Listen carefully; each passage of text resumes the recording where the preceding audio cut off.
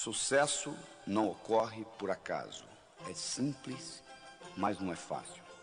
O que eu vou discutir com você hoje é a diferença que faz a diferença entre um indivíduo bem-sucedido e um indivíduo que batalha e não consegue o que quer na vida. Para fazermos isso, eu vou começar definindo o que é sucesso.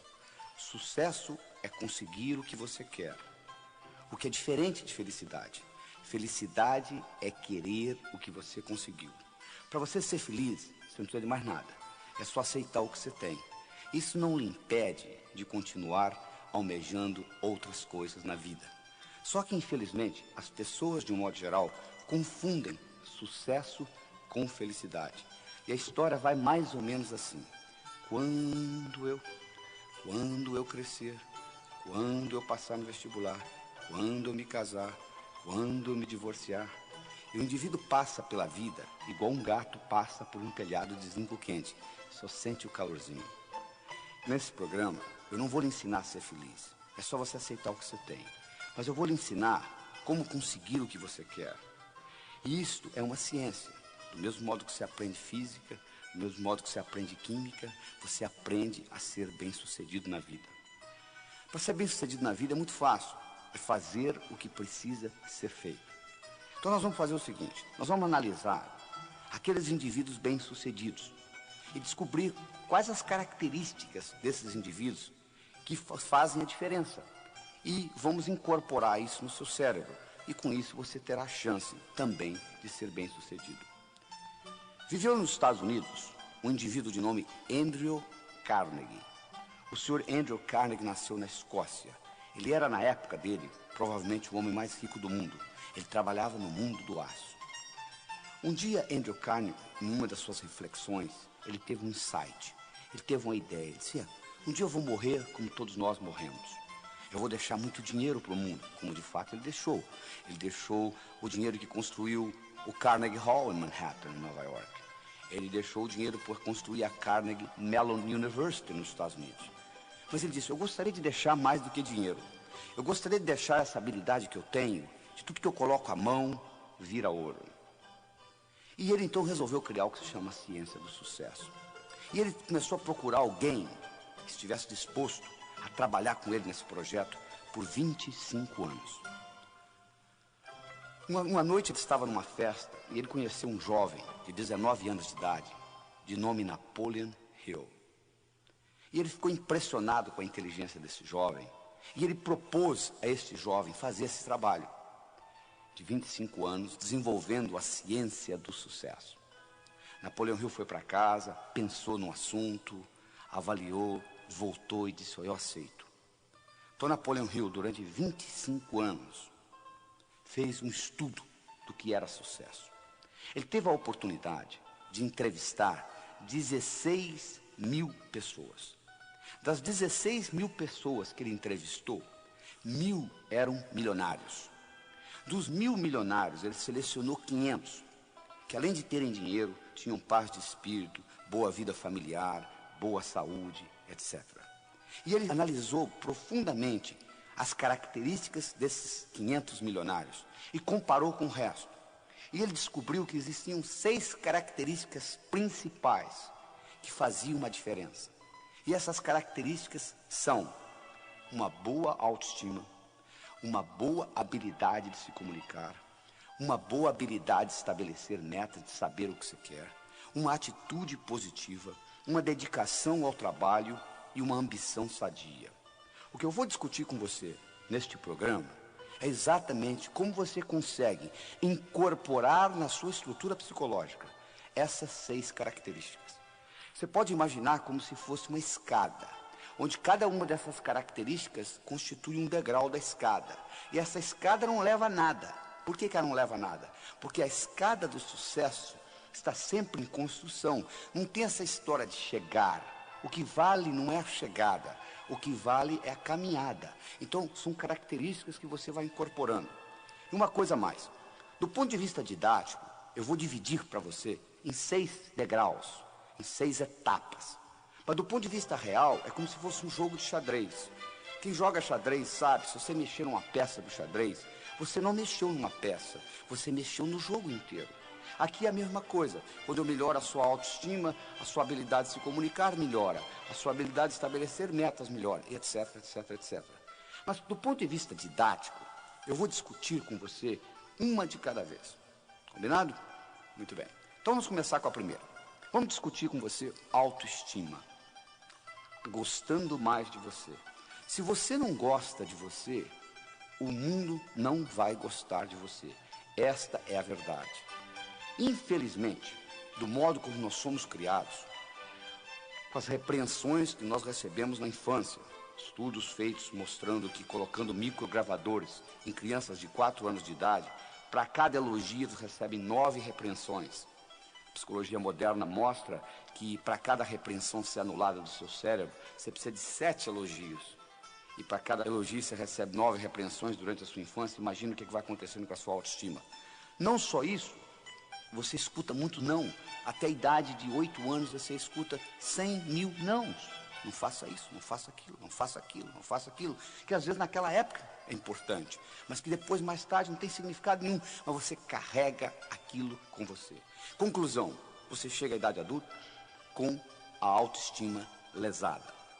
Como você tem que continuar vivendo, o que você faz? Você arruma um mecanismo de compensação. Você cria uma máscara.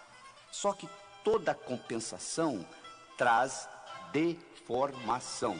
Então você termina deformado psicologicamente de uma forma ou de outra. Então o que nós mostramos que a primeira coisa que você tem que fazer é aprender a gostar de você. Você tem que melhorar a sua autoestima. O seu desempenho nunca será maior do que a sua autoimagem. Então, à medida que você melhora a sua autoimagem, você melhora o seu desempenho, tanto pessoal quanto profissional. O bonito disso tudo é que essa autoestima, ela foi codificada no seu cérebro linguisticamente. E do mesmo modo que ela foi codificada linguisticamente, ela pode ser descodificada linguisticamente. Ou seja, você não precisa morrer com a autoestima que você tem, você pode melhorá-la. E você melhora essa autoestima entendendo como que essa autoestima é estruturada em você. O cérebro tem 10 bilhões de células, 100 trilhões de conexões nervosas. E é dividido basicamente em 2 partes, esquerda e direita. O cérebro esquerdo tem funções diferentes do cérebro direito. E existe uma estrutura que liga um hemisfério ao outro. O que acontece é que os indivíduos, de um modo geral, costumam usar muito uma parte do cérebro sem usar a outra. E se você não tiver acesso ao seu hemisfério direito, vai ficar muito difícil você recodificar a sua autoestima, porque ela está ligada ao que nós chamamos na neuroanatomia de sistema límbico. Então eu vou mostrar para você como que você entra nesse hemisfério direito e você consegue melhorar a sua autoestima. Um passarinho para voar precisa de 2 asas. Você nunca vai ver um passarinho voando com a asa só. O indivíduo, para ser bem sucedido, ele tem que aprender a trabalhar com as 2 partes do cérebro, o hemisfério esquerdo e o hemisfério direito. O hemisfério esquerdo, ele é verbal, ele é lógico, ele é matemático, ele é digital, ele é objetivo. O hemisfério direito, ele é holístico, ele é não verbal, ele é emocional, ele é global. O hemisfério esquerdo ele consegue ver a árvore, mas ele não consegue ver a floresta. O hemisfério direito ele consegue ver a floresta, mas ele não consegue ver a árvore. Então você precisa trabalhar com os 2. Enquanto você aprende a trabalhar com esses 2, que infelizmente na escola você não aprendeu, porque a educação no mundo ocidental é orientada predominantemente para o hemisfério esquerdo, então você tem pouco acesso ao hemisfério direito, e 99% do seu poder está a nível inconsciente, porque o hemisfério esquerdo é apenas a ponta do iceberg. Porque o poder, 99%, está no hemisfério direito, está a nível inconsciente. Se você não tem acesso a isso, você não tem acesso a uma grande parte do seu poder pessoal como ser humano. E além disso, você não consegue recodificar coisas que você codificou na infância. Então eu vou lhe mostrar como isso funciona e como você consegue penetrar nesse hemisfério direito e fazer uma modificação nessa estruturação. E com isso, a sua autoestima vai mudar. No momento que a sua autoestima mudar, o seu desempenho vai mudar, ou seja, você vai melhorar o seu dia a dia. e com isso a sua vida vai melhorar. Então vamos trabalhar nisso. Primeira coisa que você tem que entender é o seguinte: você, para entrar no hemisfério direito, os seus músculos têm que estar relaxados. Você não consegue entrar no hemisfério direito com a musculatura contraída. Então você tem que aprender um processo de relaxamento. Nem que seja um relaxamento de 3, 4 minutos. Mas você tem que aprender a dar uma desligada. As grandes ideias no mundo vieram do hemisfério direito. Como que o Einstein descobriu a teoria da relatividade? Ele estava deitado numa rede e de repente ele se imaginou viajando num raio de luz e descobriu a teoria da relatividade. Como que Arquimedes descobriu o princípio de Arquimedes? Ele estava deitado numa banheira, tomando banho, e de repente a ideia veio, e ele correndo nu na rua, eureka, eureka, eureka, achei, achei, achei. Porque o jeito como Arquimedes descobriu o princípio de Arquimedes é porque ele trabalhava para um rei, e o rei deu a ele a incumbência de descobrir se a coroa que o rei tinha ganho de presente era uma coroa totalmente de ouro, ou se tinha prata misturada, mas ele tinha que descobrir isso sem destruir a coroa. E ele levou essa ideia para a banheira, ele tomando banho, de repente ele descobriu como que ele conseguiria fazer isso sem destruir a coroa. E daí veio o princípio de Arquimedes. Mas o que eu estou querendo dizer é o seguinte: as grandes ideias vêm desse hemisfério direito. E você geralmente tem que estar num processo de relaxamento para que você penetre nessa parte do seu inconsciente que representa 99% do seu poder. Às vezes, em momentos de dificuldade na sua vida, você já entrou nisso. Tem um caso interessante que eles contam de uma senhora que dirigia numa estrada do Texas. Ela dirigia uma picape e a picape furou o pneu. E ela foi trocar o pneu da picape. E nisso que ela estava trocando o pneu, o macaco desceu de novo. Só que ela não percebeu, ela tinha um filho de 4 anos de idade, que saiu da cabine e entrou debaixo da picape. Na hora que o macaco enguiçou, o menino ficou preso debaixo da picape. Ela foi lá e levantou essa caminhonete. Ela com 50 quilos. Mas de onde que vem essa força? Vem do inconsciente. Do mesmo modo que essa força física foi gerada dessa parte do cérebro, nessa situação difícil, existe uma força mental também que vem do inconsciente, que você consegue despertá-la. Uma outra técnica importantíssima para você desenvolver a sua autoestima é a habilidade de visualização. Você ter essa habilidade de visualizar as coisas. Uma visualização bem feita, o cérebro não sabe se aquilo realmente aconteceu ou você só pensou. Eles fizeram um estudo na Universidade de Yale, no estado de Connecticut, nos Estados Unidos, onde eles pegaram um grupo de 30 estudantes, dividiram em 3 grupos, A, B, C, mas antes de dividir em grupos, eles pegaram os 30 estudantes, deram 10 balas, uma pistola para cada um, colocaram um alvo e cada um deu 10 tiros. E eles marcaram o placar. Depois, aleatoriamente, eles dividiram os estudantes em 3 grupos, A, B e C. O grupo A viria ali 5 vezes por semana, 20 minutos por dia, durante 6 semanas, praticando atirar no alvo.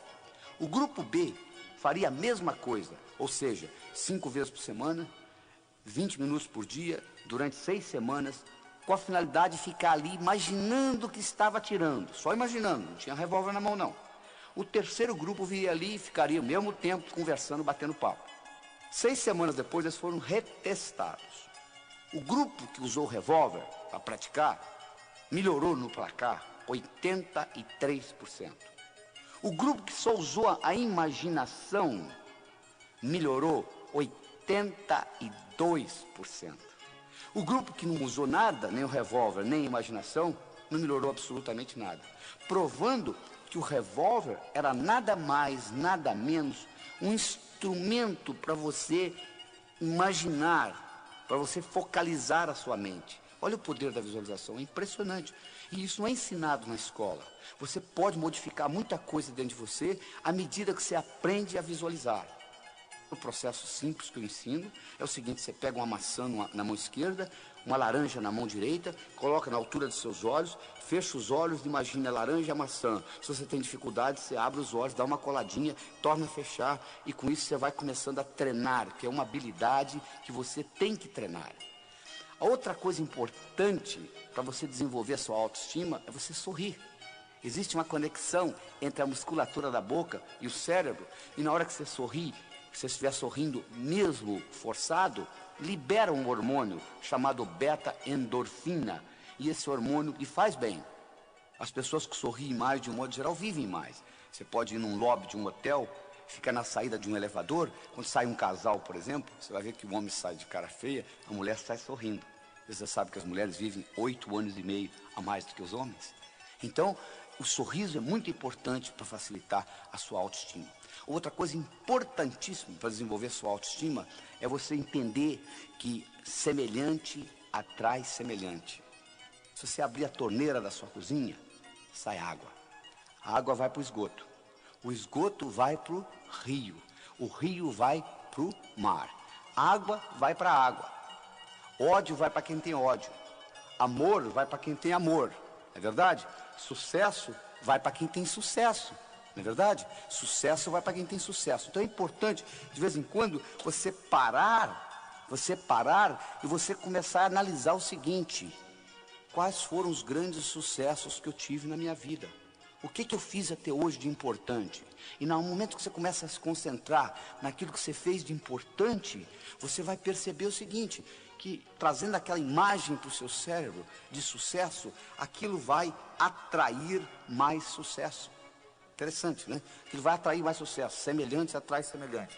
Outra coisa importante para você desenvolver a sua autoestima é você ter essa habilidade de entender que falha faz parte do processo. Como é que você aprendeu a andar? Você levantou, caiu, levantou, caiu, levantou, caiu, até que um dia você andou, não é verdade? Então, tudo que você vai fazer na vida, entre a sua realidade e a sua visão, vai ter etapas.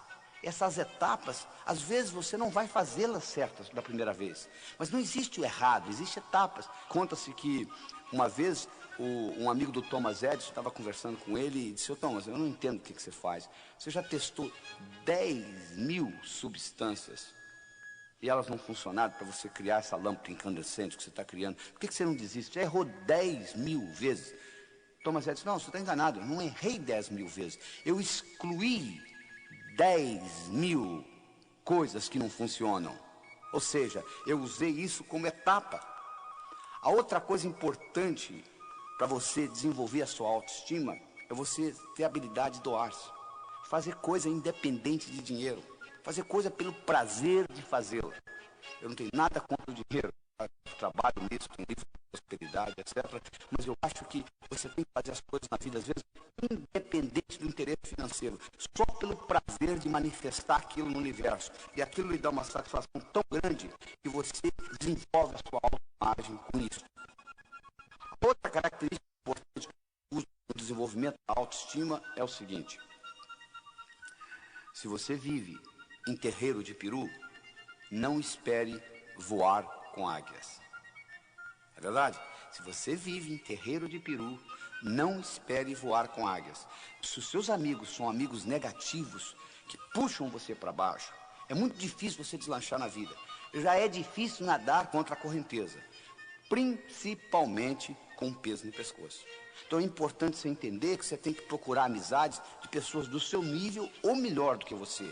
Porque você terá espelho, você terá pessoas para você modelar, imitar e, consequentemente, crescer. Se você se liga a indivíduos que estão pior do que você, o que vai acontecer é que vão puxar você para baixo. Então, se você vive em terreiro de peru, é muito difícil você aprender a voar com águias.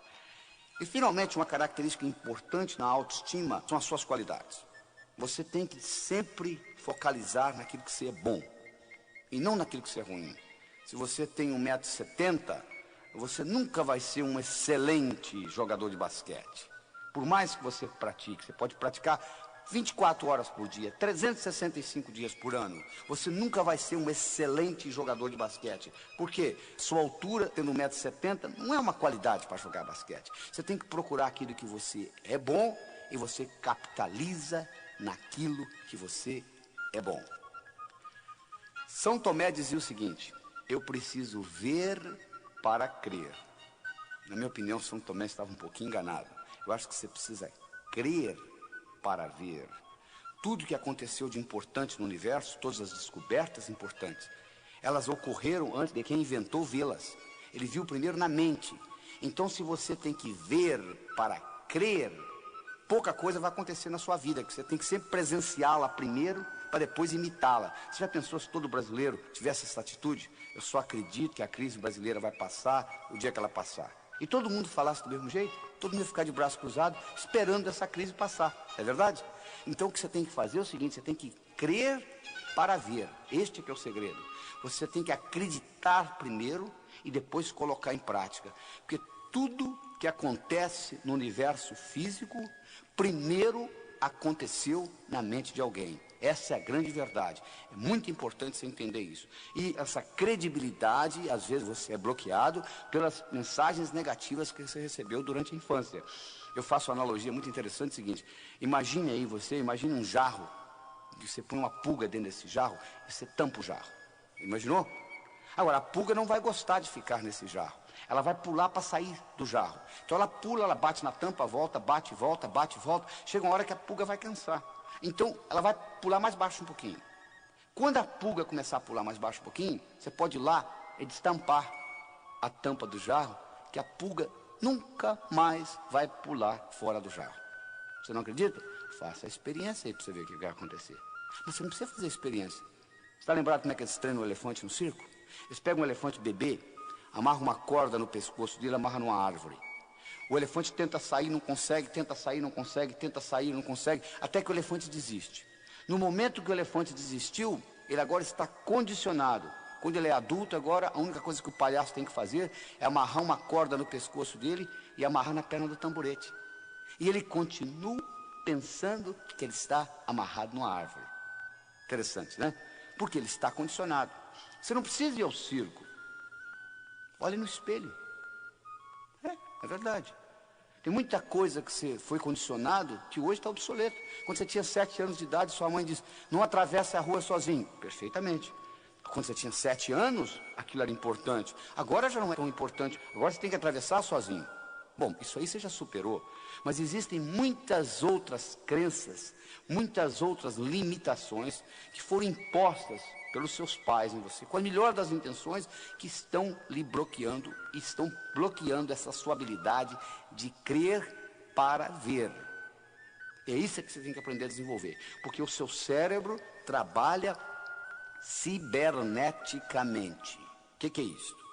Para quem não sabe o que é cibernética, cibernética é a disciplina que estuda sistemas autônomos.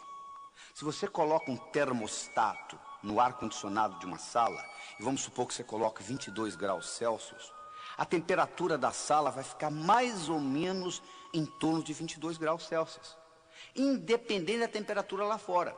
E como que isso vai ser feito?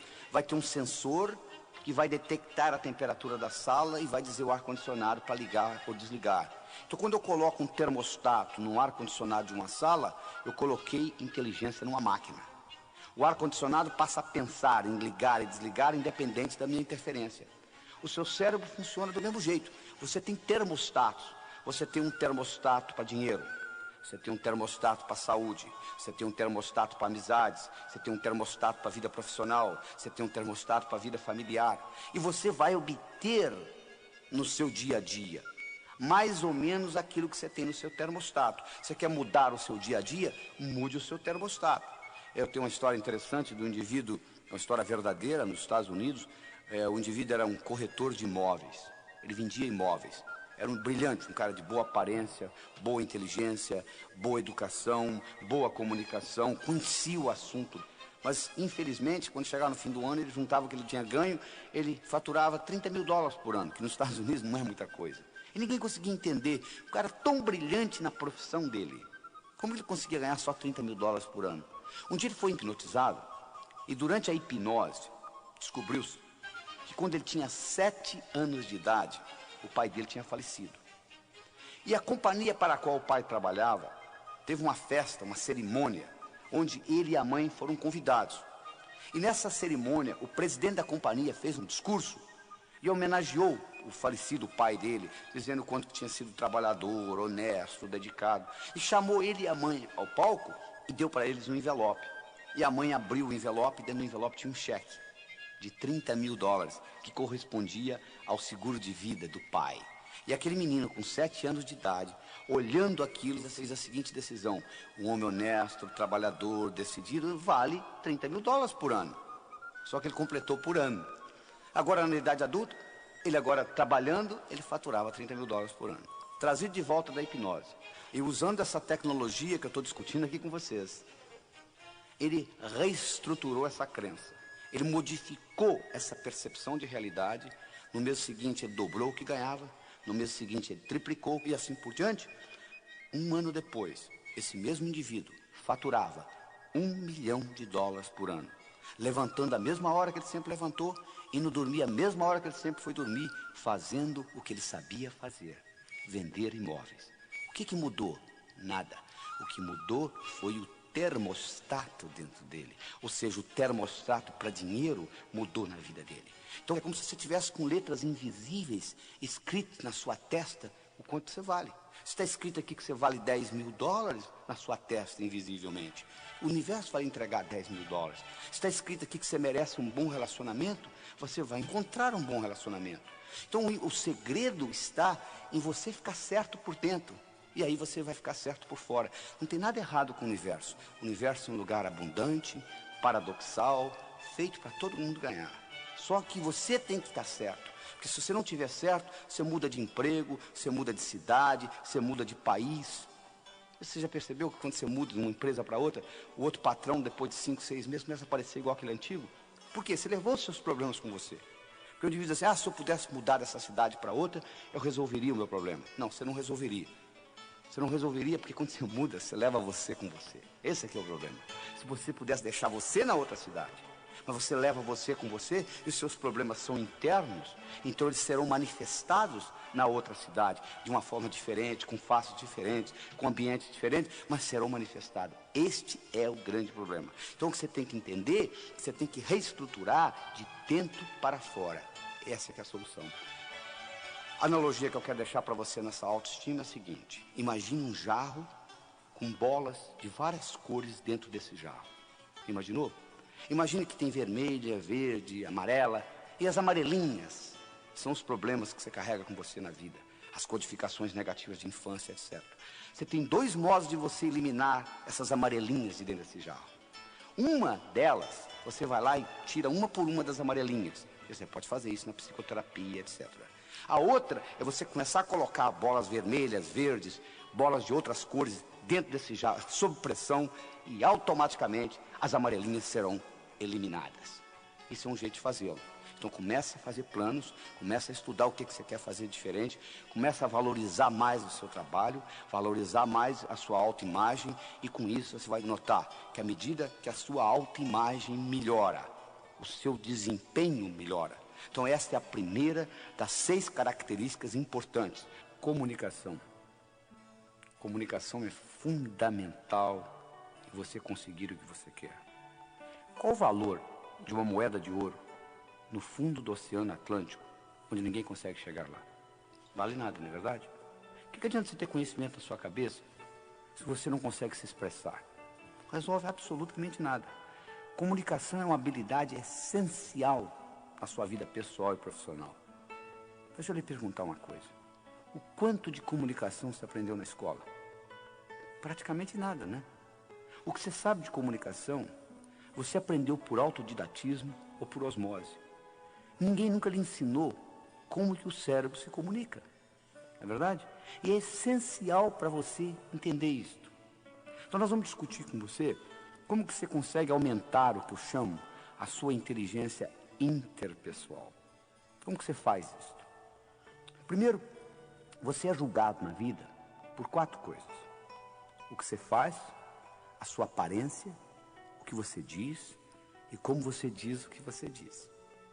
O que você faz? Como é que você descreve a sua profissão? Se você não valorizar o que você faz, o mundo não vai valorizar, isso eu posso lhe garantir. Às vezes o sujeito reclama assim, porque o meu patrão não me dá o valor que eu mereço. Você se dá. Você valoriza o trabalho seu?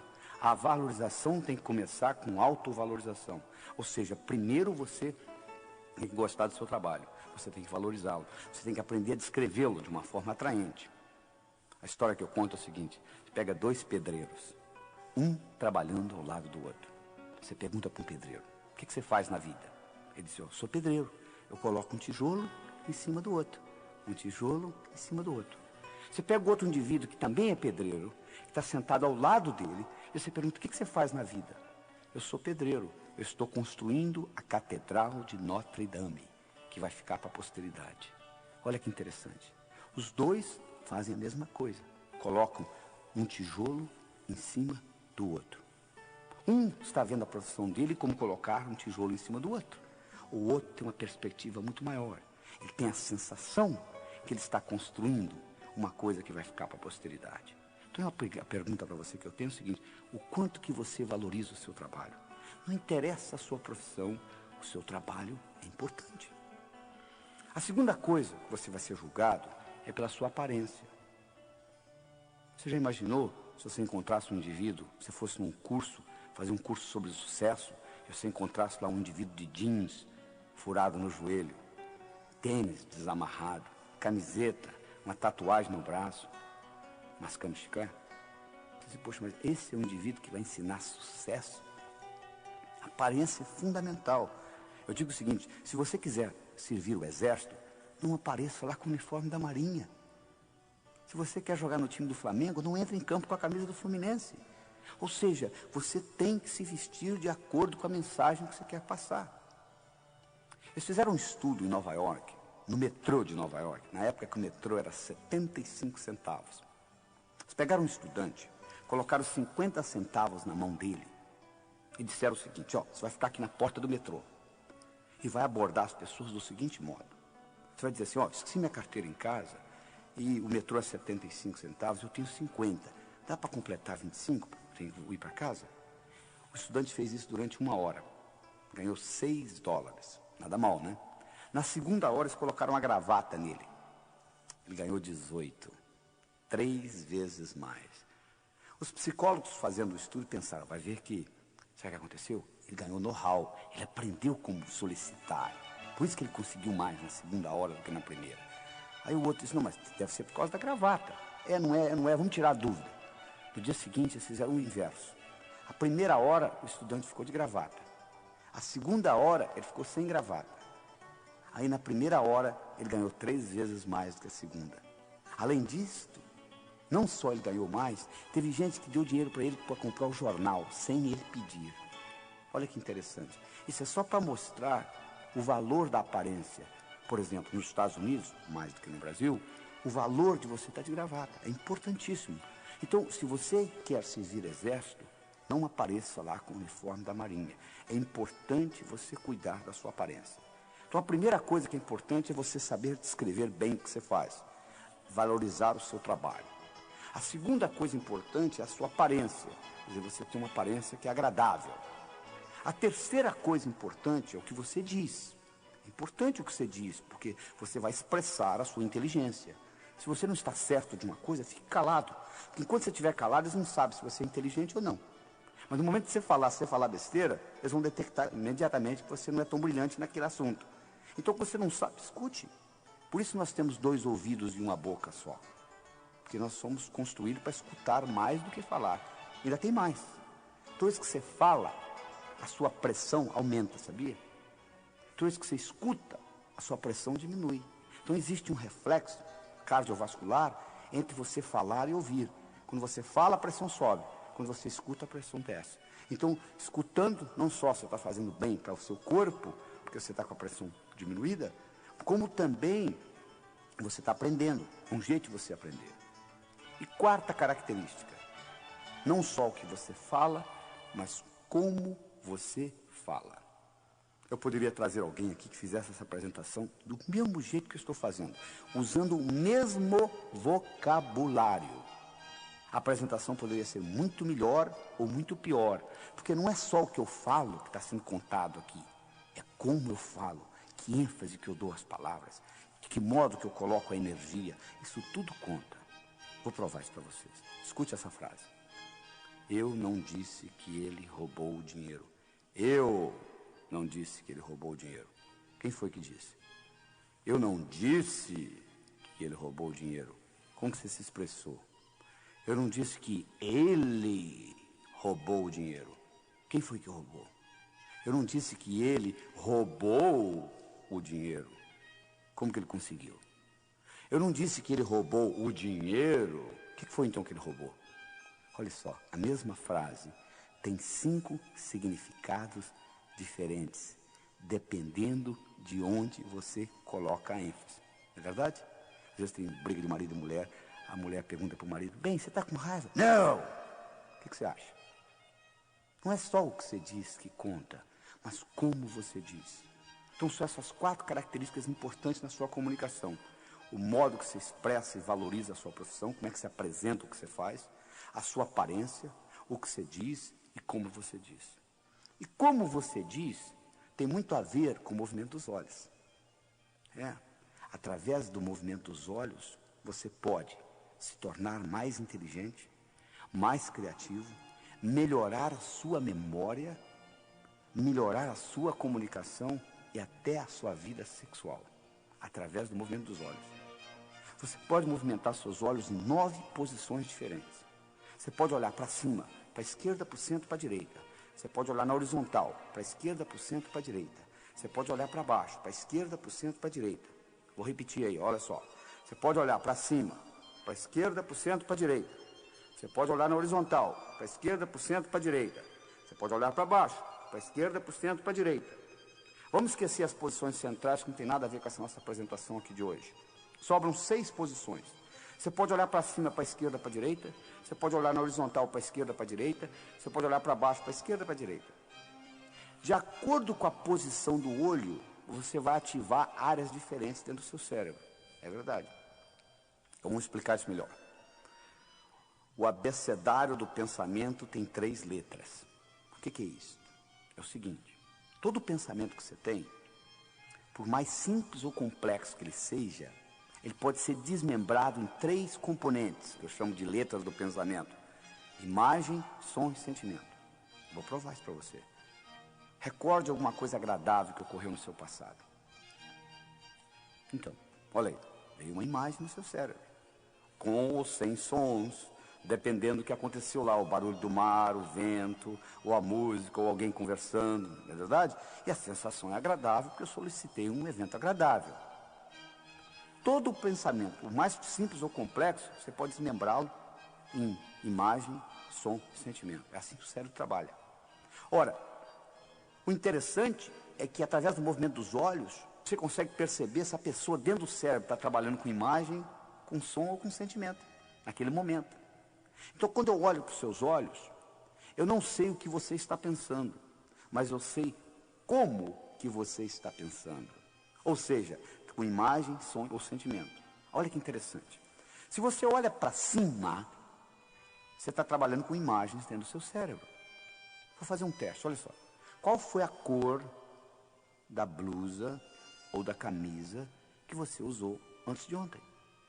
Tente recordar da cor da blusa ou da camisa que você usou antes de ontem. Você percebe, olha como é que seu olho subiu, olha aí, que interessante. Na hora que você faz essa pergunta para o seu cérebro, você percebe que seu olho sobe. Sobe por quê? Porque você vai ter acesso à cor da camisa através de imagem. Então o seu olho vai subir. Se o seu olho sobe para a esquerda, você está lembrando coisas que você já sabe. Se o seu olho sobe para a direita, você está criando coisas novas no seu cérebro. Presta atenção nisso que eu vou falar.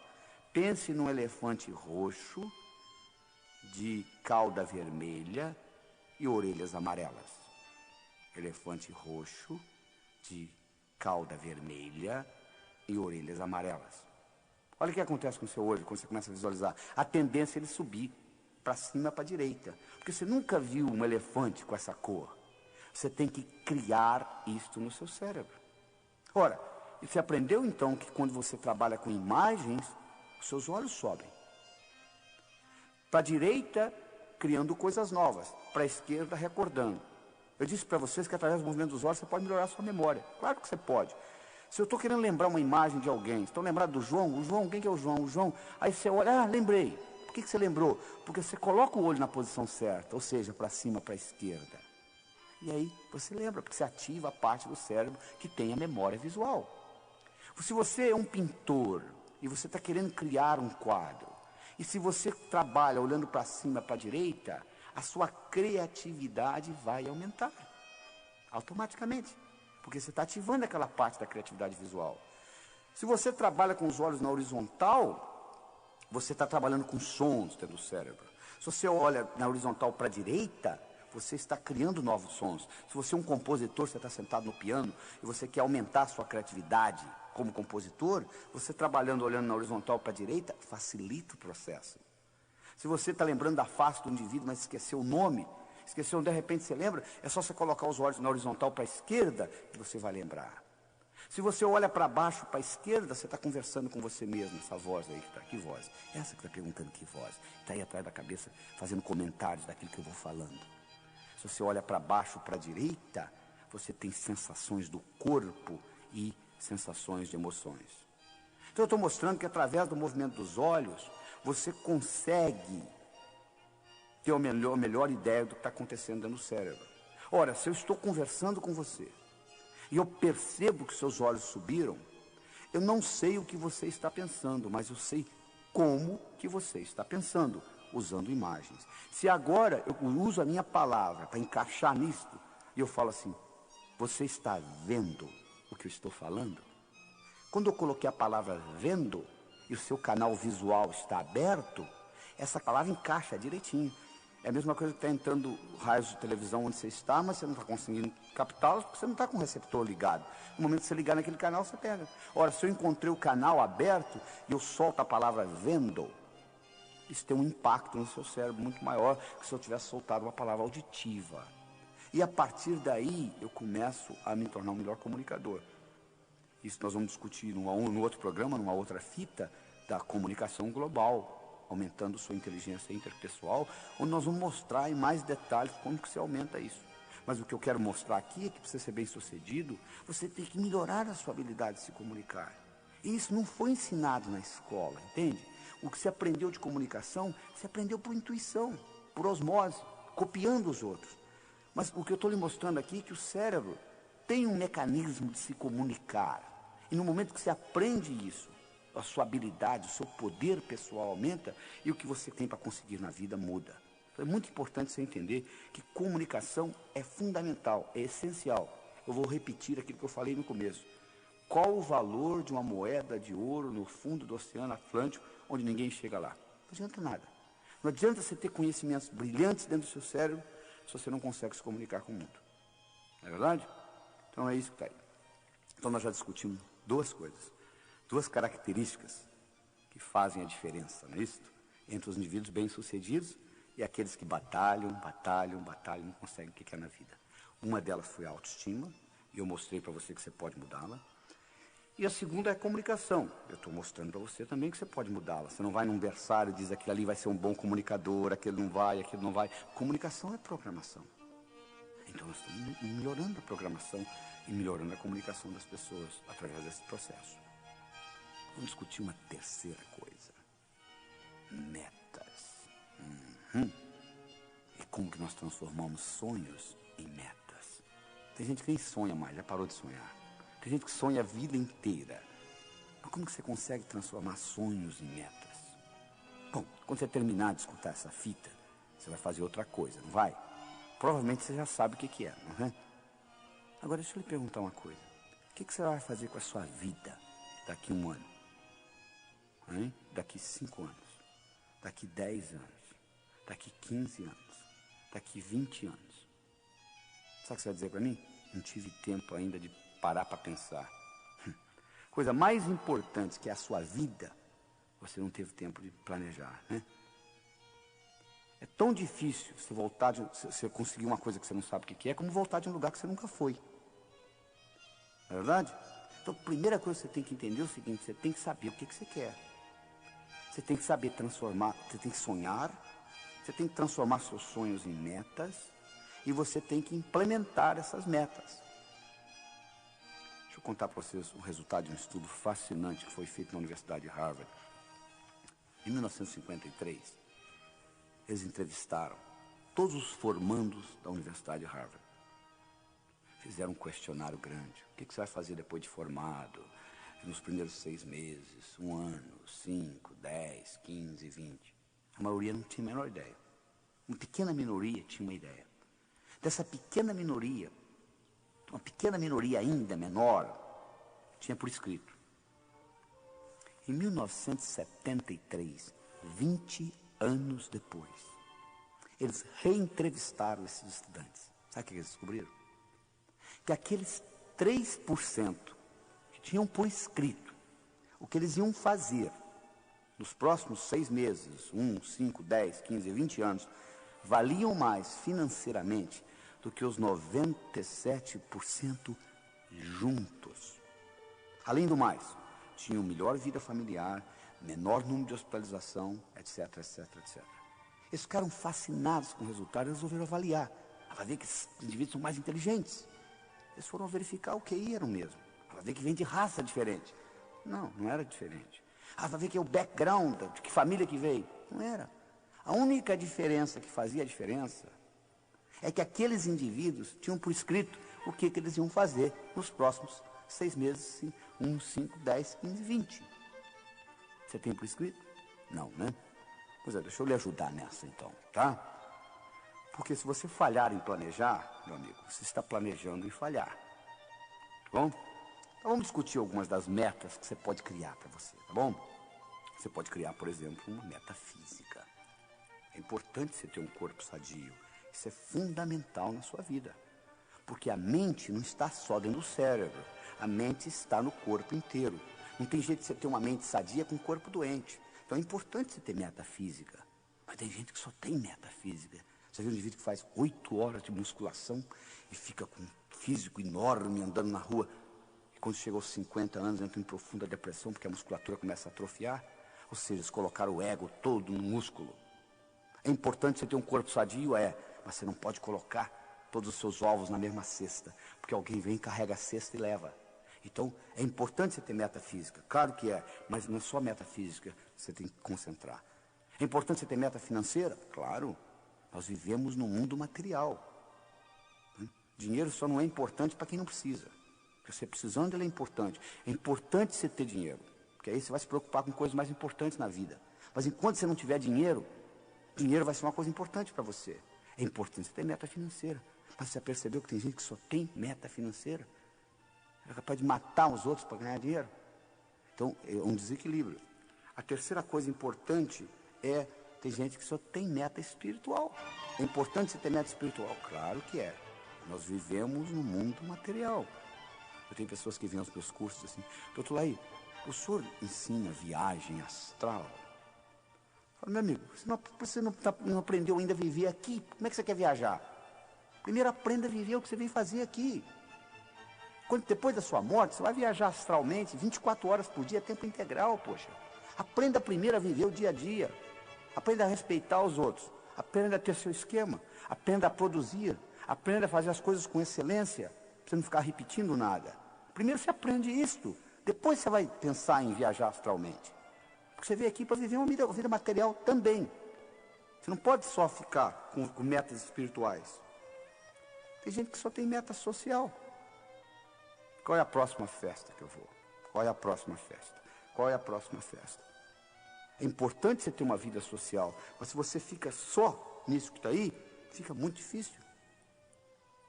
É importante você ter uma vida profissional, uma meta profissional. Fundamental. Mas se você só tem meta profissional, você infarta aos 40, não sabe por quê. Os seus filhos crescem, você nem tem oportunidade de brincar com eles. Então você tem que equilibrar tudo isso. É importante você ter uma meta familiar. Nossos filhos são muito importantes. Tão importantes quanto a gente. Nem mais, nem menos. Importante você entender isso. Nos Estados Unidos existe uma síndrome chamada síndrome do ninho vazio. O que é isso? É a mãe de família que se dedica a vida inteira aos filhos. Faz mais nada, só se dedicando aos filhos. Os filhos crescem, vão embora como nós fomos, e elas entram em profunda depressão.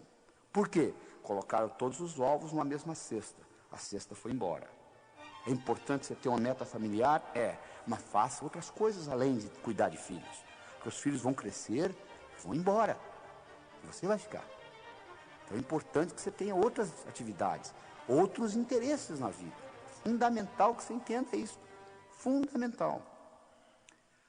A outra meta que você tem que equilibrar é a meta mental. Tem gente que eu conheço que conhece a enciclopédia britânica de capa a capa. Você pergunta, você fez alguma coisa com esse conhecimento? Por enquanto, nada. O que adianta, então? Sir Francis Bacon dizia, conhecimento é poder. Na minha opinião, ele estava enganado. Conhecimento é poder em potencial.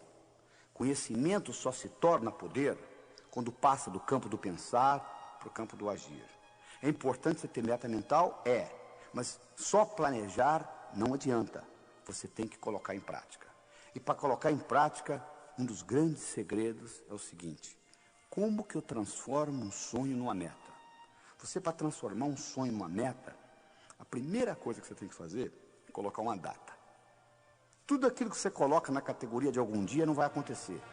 Aquele livro que você comprou há 4 anos atrás, que está lá na sua prateleira empoeirado, você diz assim: algum dia eu vou lê-lo. Já percebeu que você nunca achou tempo para lê-lo? Por quê? Você colocou na categoria de algum dia. O seu cérebro diz: tá bom, o dia que algum dia chegar, a gente lê. A gente vai ler. Mas acontece que não existe algum dia no calendário. Você quer que uma coisa ocorra na sua vida? Coloca uma data. Coloca uma data, porque na hora que você falasse assim: até o fim da semana que vem eu vou ler esse livro, o seu cérebro acharia tempo para ler o livro. Como você colocou na categoria de algum dia, não vai acontecer. Tem gente que diz assim: pois é, algum dia eu vou abrir a minha própria empresa. Coloque uma data. Coloque uma data nisto. Eu me lembro, em 1980, eu era diretor executivo da Ciba Geigy nos Estados Unidos. Em 1989, eu resolvi sair da companhia. Eu decidi que eu ia sair da companhia no dia 31 de dezembro de 1989. Dia 6 de julho, que era dia do meu aniversário, de 89, eu declarei internacionalmente para todas as companhias que eu viajava no mundo inteiro pela Ciba Geigy, eu declarei o seguinte: no dia 31 de dezembro eu estarei saindo da companhia. E espalhei para todo mundo, para não ter jeito. Quando chegou o dia 31 de dezembro eu não tinha escolha, eu tinha que sair mesmo, porque senão minha moral ia ficar muito baixa, porque eu tinha falado para todo mundo que eu ia sair.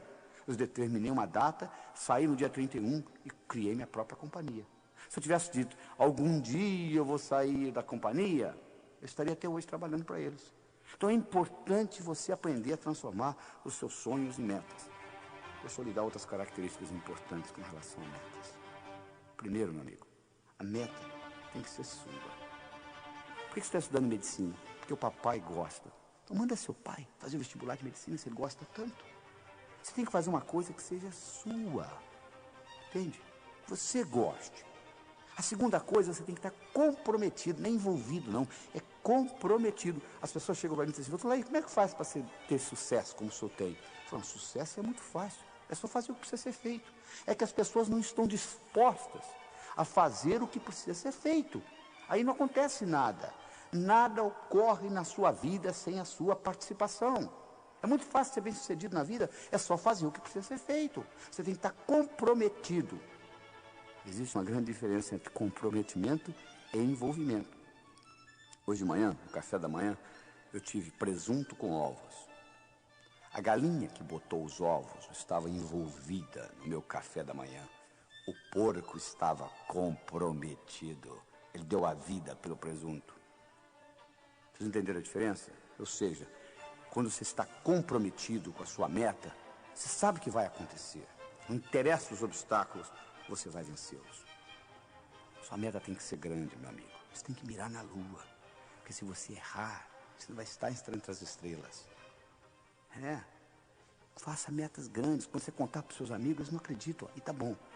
Quando eu mudei para os Estados Unidos em 1976, falei para um amigo meu: em 3 anos eu vou ensinar cardiologia para americano. Ele riu de mim e disse: como é que pode? Você está vindo lá do Brasil, vai ensinar cardiologia para americano? Sabe quanto tempo levou? 8 meses. Eu dei a minha primeira apresentação em Washington, D.C. para 400 cardiologistas. Quando eu contei para o meu amigo que eu ia ensinar cardiologia para americano, ele riu. Eu sabia que o tamanho estava bom, não precisava aumentar. Se ele acreditasse, eu teria que aumentar. Você tem que fazer a meta grande.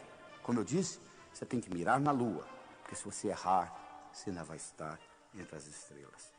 Você tem que fazer metas a longo prazo. 5, 10, 15, 20 anos. Porque se você fizer meta a longo prazo, seu chefe lhe der uma bronca amanhã de manhã, não vai estragar seu dia. Você diz: não, estou interessado para frente. Isso aqui é apenas uma etapa para chegar lá. Então é importante você entender essa característica. Você tem que planejar. Se você falha em planejar, você está planejando em falhar, meu amigo. É importante você entender essa característica. Você tem que ter atividades diárias. Você diz assim: eu quero ser milionário em 5 anos. Bom, como que você vai estar daqui a 4, daqui a 3, daqui a 2, daqui a 1, daqui a 6 meses, daqui a 30 dias? Daqui 7 dias. O que você vai fazer amanhã de manhã para ser milionário daqui 5 anos? Não é só esperar os 5 anos passar e acabou, não. Você tem que dividir as suas metas. E o bacana é quando você corta elas em pedacinhos, é como comer um salame. Você não come um salame inteiro, mas se eu cortar fatia por fatia com uma cervejinha, você acaba comendo o salame todo. As metas é a mesma coisa, se você vê-las como um todo, elas assustam. Mas se você quebrá-las em pedacinhos, muito importante. É também importante você descobrir onde você está, com relação à sua meta. Você liga para mim e fala assim, doutor Laí, como que eu chego a São Paulo? Eu lhe pergunto, onde você está? Ah, não sei. Então, se eu me desculpar, eu não posso lhe orientar. Porque se você estiver ao norte, eu vou lhe falar para dirigir sul. Se eu estiver ao sul, eu vou lhe falar para dirigir norte. Mas se você disser para mim, eu não sei. Eu me lembro de um caso de um americano, eu estava dando um curso, um americano falou assim, eu quero $50 mil na minha conta até o fim do ano. Eu falei, perfeito, é específico, tem data. Quanto você tem? Ele disse, não sei. Poucos dias depois ele me ligou, ele disse, você não vai acreditar, doutor, eu dei uma checada nas minhas contas todas, somei. Você sabe quanto que eu tenho no banco? $55 mil. Engraçado, né? Você estava pedindo uma coisa que você já tinha, né? Tem muita gente que faz isso na vida. Ah, se eu tivesse talento... O que você acha que é talento, meu amigo? Você acha que o pianista senta lá e começa a tocar piano? Talento é resistência na musculatura glútea. É sentar lá e praticar. Porque quanto mais você pratica, mais sortudo você fica. Então é importante você entender isso. Se você não sabe o que você quer, é muito difícil você conseguir as coisas. Tá bom? Até lá.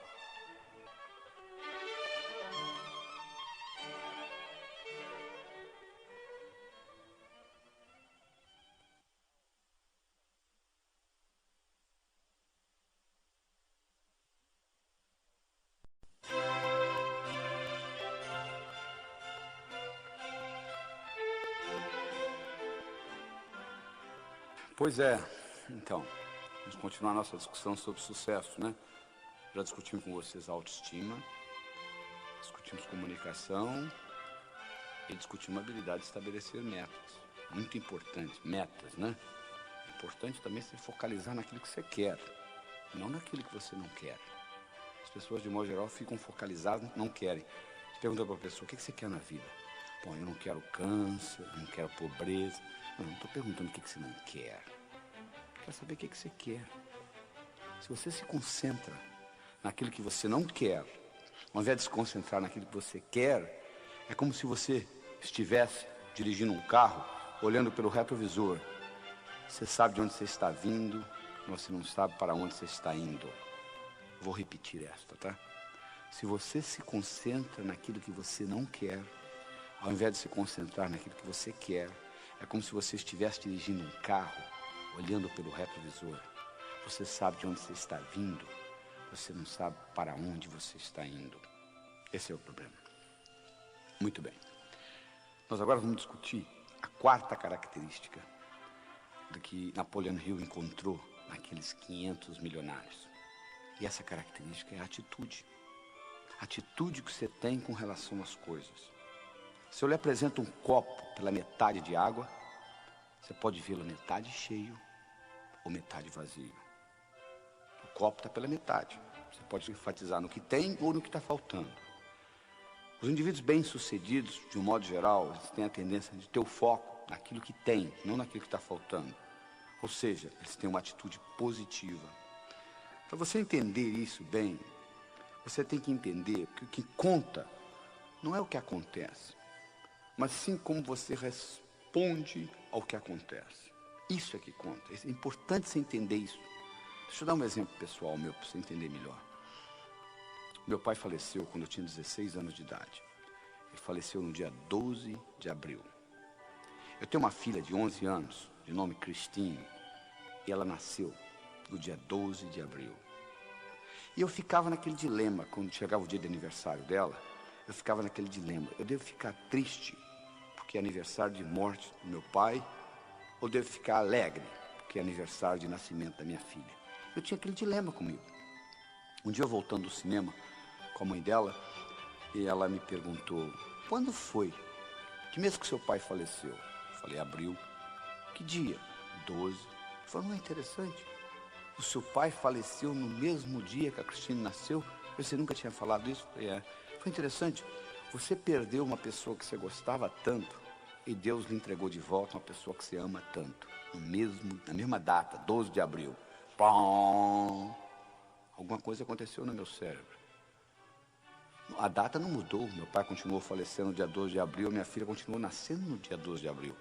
Mas o modo como eu passei a interpretar o aniversário dela mudou totalmente. Então, o que conta na sua vida não é o que acontece, mas sim como você responde ao que acontece. E para você entender isso melhor, eu vou introduzir uma nova palavra no seu vocabulário. É a palavra paradigma. O que é paradigma? Paradigma é o modo como nós percebemos o mundo. É a água para o peixe. O paradigma nos explica que nós estamos dentro de uma borda e como nós somos bem-sucedidos nesses limites. Vou dar um exemplo. Se você é do sexo masculino e você vai numa piscina um domingo de manhã e tira a sua camisa, não tem nada demais você mostrar o mamilo, porque você é do sexo masculino. Mas uma pessoa do sexo feminino e você vai numa piscina no domingo de manhã, você tira o sutiã e fica topless, vai ser um absurdo. Como que pode? Mas qual o problema? Por que o mamilo masculino pode ser mostrado e o mamilo feminino não pode? Se você vai na floresta amazônica, uma índia daquela está com o mamilo de fora, nem sabe o que é isso. É o paradigma. Nesse paradigma que nós vivemos, o mamilo feminino é para ser guardado. E o mamilo masculino pode ser mostrado na piscina. Isso é puramente um paradigma. Eu me lembro quando eu trabalhava no hospital de Methodist em Houston, eu atendi uma princesa da Arábia Saudita, ela tinha uma cardiopatia congênita, eu fui médico dela por várias semanas, e durante todas essas semanas, ela não me permitiu ver o rosto dela. Ela ficava com o rosto tampado. Por quê? Lá no país dela, o paradigma é cobrir a face. Isso é que é importante, porque era o paradigma, então ela não mostrava. Então você tem que entender o seguinte, que você vive por normas, regras, atitudes, e que essas normas, essas regras podem ser mudadas. E no momento que você muda o paradigma, você muda o significado da coisa. E outras coisas acontecem. Se você pegar um peixe que nunca saiu da água, o peixe, ele não sabe que tem água. Ele não sabe o que é não ser água. Porque ele sempre viveu na água. Então um peixe na água que nunca saiu da água não sabe que não tem água. Ele vive na água, então faz parte dele. Nós vivemos em paradigmas. Se você vai, por exemplo, no Alasca, um esquimó visitando o outro, na primeira noite, ele oferece a mulher dele para o amigo que vem visitá-lo, para o anfitrião. Você vai na Arábia Saudita, uma mulher casada não pode olhar para o olho de outro homem, porque é adultério. Onde está certo? No Alasca ou na Arábia Saudita? Depende do paradigma. O que não dá certo é você sair do Alasca e querer usar esse paradigma na Arábia Saudita. Eles vão lhe cortar a mão e outras coisas. Então, o importante é você entender que você vive a sua vida em paradigmas. E quando um novo paradigma é apresentado, uma nova ideia é apresentada, ela primeiro aparece como ridícula. Isso é besteira, isso é coisa de louco. Você imaginou, por exemplo, quando a máquina de escrever apareceu? A secretária que era boa para escrever rapidamente, fazia taquigrafia, ela dizia para o patrão, mas que besteira, olha aí, para que máquina, olha como que eu faço isso rápido. Bom, a máquina foi evoluindo, passou na frente dela. Quando o Henry Ford lançou nos Estados Unidos o modelo T, aquele carrinho pretinho, os indivíduos que tinham carruagens, eles olhavam aquilo e diziam, não sei porque esse pessoal compra esses carros, olha aí, olha que coisa, a velocidade que isso anda aqui, eu na minha carruagem, eu ando muito mais rápido. Ora, no começo era assim, à medida que o tempo foi passando, a velocidade do carro foi aumentando, e chegou a um ponto que não dava mais. Não é verdade? Pois é, então isso é uma mudança de paradigma. Você tem que levar isso em consideração. Um indivíduo de nome Thomas Kuhn, K-U-H-N. Dr. Kuhn foi professor da Universidade de Harvard. E ele fez um estudo dos últimos 400 anos de ciência. E ele mostrou uma coisa fascinante. Ele mostrou que os próprios cientistas vivem em paradigmas. Que quando um cientista descobre um dado que não encaixa no paradigma dele, das duas uma, ou ele é incapaz de perceber o dado, ou ele manipula até encaixar no paradigma dele. Então ciência é nada mais, nada menos do que uma expressão de paradigmas. O Albert Einstein, ele nunca usou a palavra paradigma. Ele tem uma frase famosa que ele diz o seguinte: Os problemas importantes não podem ser resolvidos no mesmo nível de pensamento que eles foram criados. Olha que interessante. Os problemas importantes não podem ser resolvidos no mesmo nível de pensamento que eles foram criados. Ou seja, exige uma mudança de paradigma para que isso ocorra. Deixa eu mostrar para vocês um paradigma em ação. Você vai ter que ter uma boa habilidade de visualização para seguir o que eu vou falar. Imagine o seguinte: 3, 6, 9 pontos, dispostos como se fosse num quadrado, onde eles estão no canto, no meio, no outro canto do quadrado, em cima, no meio e embaixo. 3, 6, 9 pontos. Agora pega um lápis e com 4 linhas retas, tenta passar por esses pontos. Vê se você consegue. Só com 4 linhas retas, sem tirar o lápis do papel e sem passar pela mesma linha 2 vezes. Você vai ver que sempre sobra um, olha aí. Sempre sobra um, sempre sobra um. A não ser que você saia do quadrado. Que quadrado? Você que criou o quadrado. Se você vai lá embaixo, se você está tendo dificuldade em visualizar, você pode passar lá na livraria e abrir o Sucesso Não Ocorre Por Acaso, que eu tenho essa explicação lá no livro. Você vai ver o seguinte, que agora você consegue, interessante. Antes você não conseguia. De repente, quando você muda o paradigma, você consegue. Na vida é a mesma coisa. Às vezes você não está conseguindo fazer dentro do paradigma que você vive. Você muda o paradigma, isso ocorre. Então deixa eu lhe ensinar como é que você muda o paradigma. Vamos pegar o seguinte, vamos pegar uma coisa interessante. Vamos fazer uma hierarquia de ideias aqui, tá bom? Olha só. Pega a palavra transporte. Tá? Bom, transporte. Como é que você pode ter transporte? De carro, de navio, de avião, de trem. Não é verdade? Pega a palavra carro. Como é que você pode? Ó, você tem Volkswagen, você tem Ford, tem Chevrolet. Vamos pegar Ford. A Ford, você tem vários carros. Você tem Del Rey, você tem um carro chamado Taurus. Ó, pega o carro Taurus, por exemplo, que é o melhor carro que a Ford tem. Você pega o carro Taurus, você pode olhar a parte mecânica dele, você pode olhar a lataria e etc. Estão sentindo? Ó, transporte, carro, Ford, Taurus, lataria, etc. Deixa eu lhe perguntar uma coisa. Se eu fosse para lhe oferecer um emprego, o que você gostaria de ser chefe? Você gostaria de ser chefe da lataria do Taurus ou do Taurus como um todo? Você dizia, claro que eu quero ser chefe do Taurus como um todo. O que você gostaria de ser chefe, do Taurus ou você gostaria de ser chefe da Ford? Ah, claro que é da Ford. O que você gostaria de ser chefe? Da Ford ou você gostaria de ser chefe de carros? Ah, claro que é de carros. Eu ia mandar na Ford, na Volkswagen, na BMW, etc. O que você gostaria de ser chefe? De carros ou de transportes? Claro que é de transporte. Você ia mandar em navio, avião, trem. Olha que interessante. Há uma hierarquia de ideias. Ora, se eu estou tendo um problema com carros, vamos supor que eu estou tendo um problema com carros em São Paulo. Está demais. Então eu tenho um problema com carros. Como que eu resolvo o problema? Só se eu mudar o paradigma. Como que eu mudo o paradigma? Eu faço a seguinte pergunta. Com que finalidade que existe carro? Transporte? Olha, já mudei hierarquicamente para a coisa de cima. Para o nível superior. Que outros exemplos eu tenho de transporte? O trem, metrô. Ah, metrô. Então vamos resolver o problema com o metrô. Olha, para eu colocar metrô em São Paulo, o que eu fiz? Eu peguei carros, eu subi hierarquicamente, eu vi a coisa de um ângulo diferente, eu fui acima no paradigma, eu desci pelo outro lado. Interessante. Será que isso me ajuda no dia a dia? Claro que ajuda. Observe esta. Você está brigando com a sua esposa, discutindo com ela sobre a educação dos seus filhos. E vocês estão naquela discussão ferrenha. Agora, se você pergunta para ela assim, qual é a finalidade de você discutir desse jeito? Ela vai dizer, para o bem-estar do meu filho. Aí eu lhe pergunto, e qual que é a finalidade de você discutir? Para o bem-estar do filho. É engraçado, num nível acima, vocês estão brigando pela mesma coisa. Ou seja, bem-estar do seu filho. Ora, no nível acima vocês estão concordando.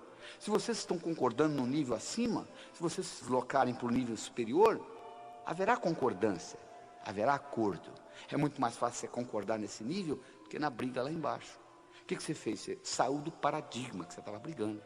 Então, quando você começa a entender essa ideia de paradigmas, você começa a ter mais sucesso na vida. Eu vou dar para vocês uns exemplos práticos, tá? De história. Pegue a palavra Made in Japan. Feito no Japão, 1960. feito no Japão em 1960, barato, copiado, baixa categoria. Made in Japan, 1990, feito no Japão nos anos 90, alta qualidade, caro, né? Olha como é que mudou o paradigma japonês. Em 30 anos mudou tudo. Hoje, quando você fala de uma coisa japonesa, é alta qualidade, é alta sofisticação, é alta tecnologia. Houve uma mudança de paradigmas, é verdade? Vamos pegar, por exemplo, o seguinte. Vamos imaginar que eu estivesse conversando com você há 20 anos atrás, tá? E eu lhe fizesse a seguinte pergunta. Qual é o país no mundo que vai continuar dominando o mundo de relógios? Você diria sem nenhuma hesitação, Suíça.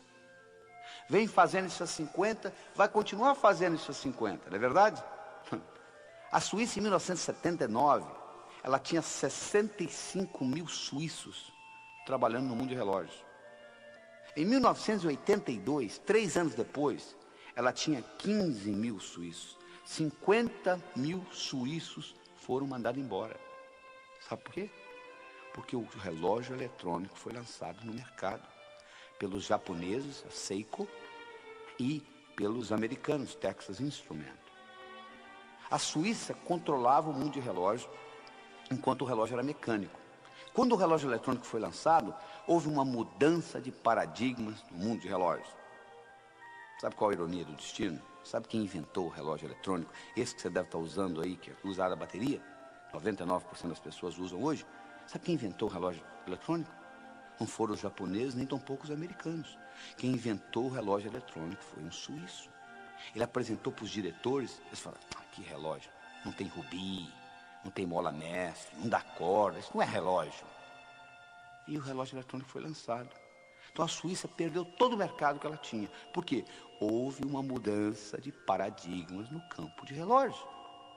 Quando o Henry Ford lançou nos Estados Unidos o modelo T, que é aquele carrinho pretinho, bonitinho, né? Sabe o que as fábricas de carruagens fizeram? Aumentaram produtividade. Fizeram a roda mais leve, diminuíram o preço. Mas ninguém queria comprar carruagem mais. Todo mundo queria o modelo T do Henry Ford. Hoje, se eu lhe der uma carruagem de presente, você mora numa zona metropolitana, você vai dizer, não, muito obrigado, não quero, não tenho, só mal na minha garagem dá para parar meu carro, eu não tenho lugar para colocar o cavalo. Mas custava caríssimo a carruagem antes da mudança de paradigmas no transporte. O que eu quero dizer para você é o seguinte, o mundo está mudando, as coisas mudam. A única coisa constante de agora para frente é mudança. E você tem que acompanhar esse processo de mudança. Você tem que entender o seguinte, preste bem atenção no que eu vou falar. Sucesso no passado não garante sucesso no futuro. As fábricas de carruagem faturavam horrores, até que foi lançado o modelo T. Não interessa, só porque você faturou no passado, você vai continuar faturando no futuro. Houve uma mudança de paradigma. E você, para mudar a sua atitude com relação ao seu trabalho, com relação à sua vida pessoal, você tem que mudar, porque se mudar a regra do jogo, muda tudo.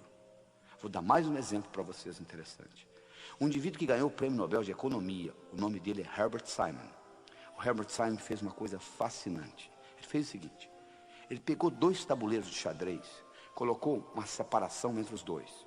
De um lado, ele montou um jogo de xadrez em progresso. Do outro lado, ele colocou um mestre em xadrez. E ele explicou a regra do jogo o seguinte, eu vou levantar essa separação e você vai ter 30 segundos para dar uma olhada no jogo. E você vai reproduzir do seu lado esse jogo. Combinado? Combinado. 1, 2, e ele levantou, o sujeito deu uma olhada, 30 segundos, e baixou, o cara montou. Impressionante. Montava com uma precisão de até 80%. Eles pegaram indivíduos que sabiam mexer com as peças, mas não eram grandes jogadores de xadrez. Fizeram o mesmo estudo. Colocaram o indivíduo lá de lá e disse, vou levantar 30 segundos, dá uma olhada, reproduza no seu tabuleiro. Reproduzi-lo. Precisão, 30%. Quase que aleatório. Aí eles bolaram o seguinte, vamos fazer o seguinte, vamos criar um tabuleiro onde não tem um jogo de xadrez em progresso. Aleatoriamente, pelo computador, nós vamos colocar as peças, ou seja, vão ter 2 bispos na mesma diagonal, etc., que contradizem a regra do xadrez. Chamaram o mestre em xadrez de novo, colocaram de lá, 1, 2, e levantaram, fecharam, chamaram o indivíduo que estava começando a jogar xadrez. Sabe quem ganhou dessa vez? O principiante. Por quê? Porque no momento que levantou a separação, o mestre xadrez, sabe o que ele fazia? Ele começou, mas como é que pode dois bispos na mesma diagonal? Quer dizer, ele se distraía com a história, todo aquele know-how que ele tinha do jogo de xadrez desapareceu, porque mudou a regra do jogo. Na sua vida, meu amigo, a regra do jogo está mudando toda hora. Se você é fixo, se você não tem jogo de cintura, se você não sabe se adaptar à mudança de mercado, à mudança de paradigma, você vai dançar, não tem jeito, você não vai conseguir ser bem sucedido. É importante que você entenda o seguinte: agora para frente, a única coisa constante é a mudança. Só para você ter uma ideia, o volume de informação no mundo dobra a cada 4 anos. A partir do ano 2000 vai dobrar a cada 20 meses. Então, o acúmulo é muito grande, a mudança é muito grande. A única coisa que você tem que ter é essa flexibilidade no aprender. A única vantagem que você tem hoje, com relação ao seu competidor, é a habilidade de aprender mais rápido. Não sobrou mais nada. É a sua habilidade de aprender mais rápido. E para fazer isso, você tem que entender esse aspecto de paradigma. Você tem que entender que o verdadeiro ato de descoberta consiste não em achar novas terras, mas vê-las com novos olhos. Isso é que você tem que entender. Você tem que entender que onde houver mudança de paradigma, há um aumento de possibilidades. Houve uma época que o paradigma era de que o mundo era chato, não é verdade? Até que Nicolau Copérnico veio e disse: não, o mundo não é chato, o mundo é redondo, ele provou isso matematicamente. Mas quando o mundo era chato, a possibilidade de uma viagem de volta ao mundo seria impossível. Como você vai fazer uma viagem de volta ao mundo, mundo chato? Quando o conceito mudou para o mundo redondo, a viagem de volta ao mundo, que era uma coisa impossível, passou a ser possível. Exatamente na sua vida, igualzinho. O que hoje é impossível na sua vida, é impossível por causa do paradigma que você vive. Então deixa eu lhe dar uma pergunta que você vai levar para casa e vai guardar com você, que é uma das perguntas mais importantes que eu acho.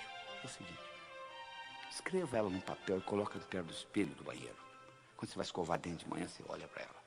A pergunta é a seguinte: o que hoje é impossível na minha vida, mas que se fosse possível, mudaria fundamentalmente o modo como eu vivo?